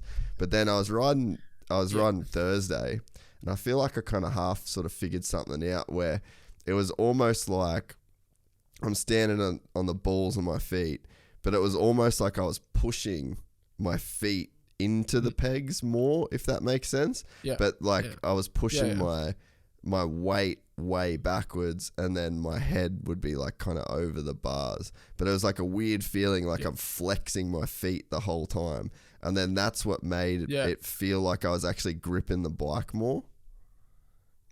100%. That's what can help for sure, is like if you're standing there and you're pushing, like especially when you're on the gas, you push your weight, like you lean forward with your toes kind of thing, because that's pushing weight on the pegs, and you want your toes to be like kind of facing down towards the ground, not flat on the pegs. Because if they're flat on the pegs, that's like you got weight to like slide to the back. And if you got like your weight on the front of the pegs, it's obviously pushing the weight like at a down force to the back wheel, I guess. And then your head can be over the bars and still not using your arms much to hang on, you know what I mean? Especially if you're gripping your knees and pushing on the front side of the peg. But it's like I said before, it's different. Depends on what you want to do. Obviously, riding like full tap through the whoops, you're not going to hit the back brake that much unless you want to fully stop, you know what I mean? So it's like you can stand in a bit of a different position, just like on your toes, and like at a pace like that, you just want to use your legs as like another bit of suspension kind of thing, instead of being like standing on your heels or like on the main part of your foot, because it's like then it's going straight through your ankle. Where like if you stand on your toes, it's like another movement that your ankle's doing to help the bike stay kind of more stable. But it's also different, like when you're going into a turn, you want to have the support of like your feet there kind of thing to hold you from going forwards on the bike. And the same when you hit the gas, you want it to be the other way around so it doesn't throw you off the back of the bike. So it's like a complete different switch up to whether you're on the gas or off the gas. Yeah, because it's just been something that I've just been like, it's such a simple position. Like when like when you look at it, just like that standing kind of position where you're sort of like powering forwards. But like, fuck, man, it's just to get all the feelings right and actually get it to where like you're in the pocket and you're doing it. But I noticed the other day, like I actually sent you the video, but I just got Rones to like film, and it was like a kind of fucking rough, but it was like choppy straight, and I'm like on the balls of my feet, like kind of pushing like off with my toes essentially, and you can like sort of see like your feet are moving like that and your head's not moving, so it kind of, I feel like it sort of made sense a little bit, but I just don't really have anyone to fucking ask about it, you know. And like I was talking to AJ Catanzaro, and he was like saying to me, when you do it right, you shouldn't feel like you're holding on with your arms. And I was like, bro, I can't relate. Like, I can't relate to that feeling. Like, I'd love to get to the point where I feel like that, but I'm obviously doing something wrong. Yeah, but you'd also be surprised on how many people like don't grip that hard with their knees or legs and shit too. Is like, the worst thing is like, say when someone tries to teach another person how to do it, they do it flat out. Like when they're still trying to go as fast as they can, where you need to learn it while you're going super slow, because it always sticks. You got time to think about it when you're going slow. If you go try and do it while you're doing fucking lap times, you generally think about the lap time, not what you're doing with your riding.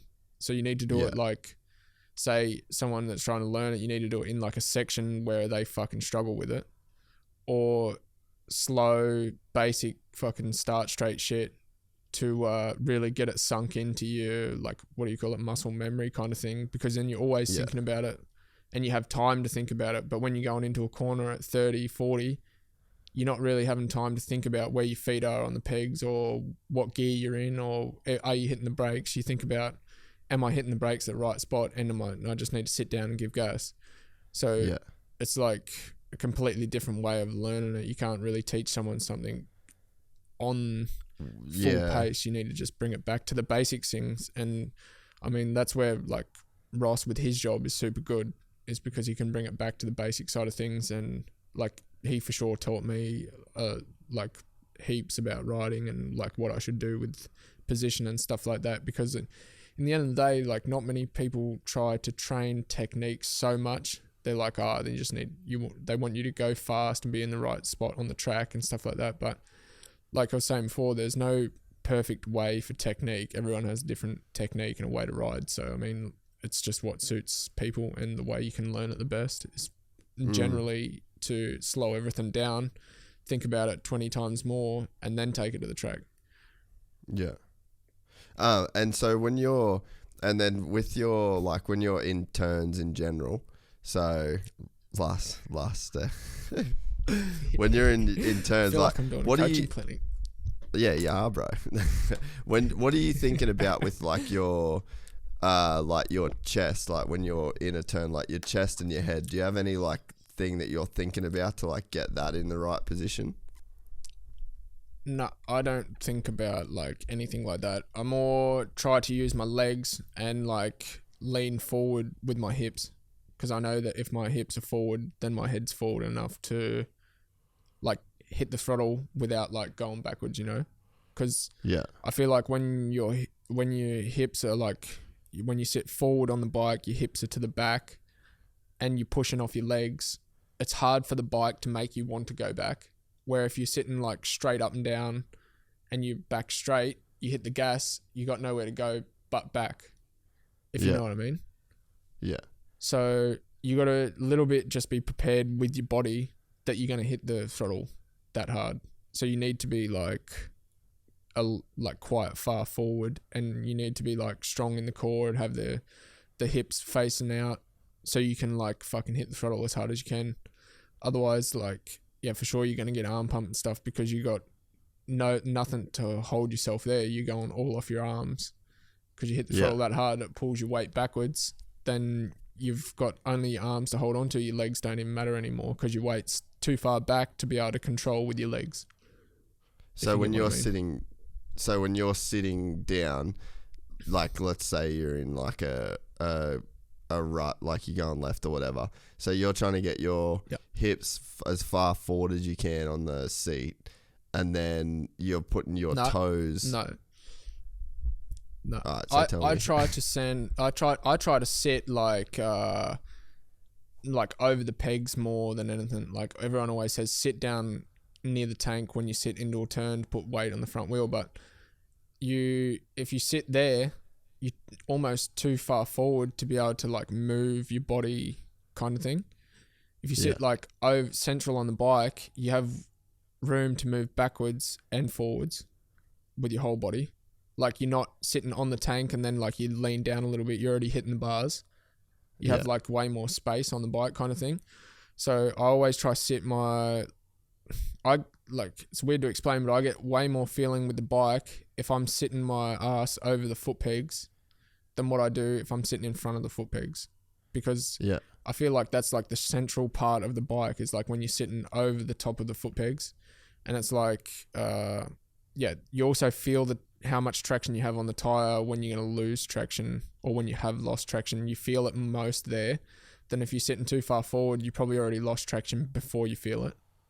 So you don't have the time to pull the clutch and like adjust it or anything. So I sit like over the top of the foot pegs, and then just like when you generally like lean forward with your shoulders, your hips bend anyway, if you know what I mean. It's not like you have to really focus on your hips being poked out, but when you sit central on the bike and lean your chest forward, your hips are unlocked anyway and facing to the back to help you like stay there. So I mean, that's just the way I've been taught by Ross, and like the easiest way to not like hang on solely with your arms and use your legs as much as possible. Because like if you go say around a hard pack flat turn, and on the exit, if you still have one foot dangling like you've got it out to corner, you generally have way less traction than what you do if you put it back on the peg straight out of the turn and put both feet pressure on the pegs, because it puts traction on the rear wheel. When you have one foot off, it's way less traction. Yeah, that makes sense. So then so and then your toes are like kind of pointed down, and then that means that the weight then is just like pointing down to the rear wheel kind of backwards. Yeah. That's kind of how I see it. Fucking unreal. But everyone also has different opinions, so you never know. It's just whatever works for whatever feels good. No, I'm just trying to get better, mate, you know. Oh, that's it. Never know if you don't ask. It's fucking not easy. It's not easy, this shit you guys get paid to do, eh? Oh, it seems easy, doesn't it? You cunts make it look easy. Yeah, but it's also, it depends what you do. I think it's more, it's like practice makes perfect, no? Whatever you're decent at or whatever you enjoy doing, you spend way more time and energy to perfect. I think it's it all comes down to that, I guess. Like, it doesn't matter what sport you do, if you put hours and hours and hours into it and you blood, sweat and tears into that one thing, you more chance of being really good at it than really bad. Yeah, 100%. Well, mate, I really appreciate you doing the potty. I know we've been trying to do it for a bit. Thanks so much for making it happen and making the drive to get here. And I'm definitely going to come try and watch your race this year for sure. Yeah, no, thanks heaps for having me on. It's been worth it for sure. It's been a good chat, and hopefully, people get a bit more of an understanding of what it's like, I guess.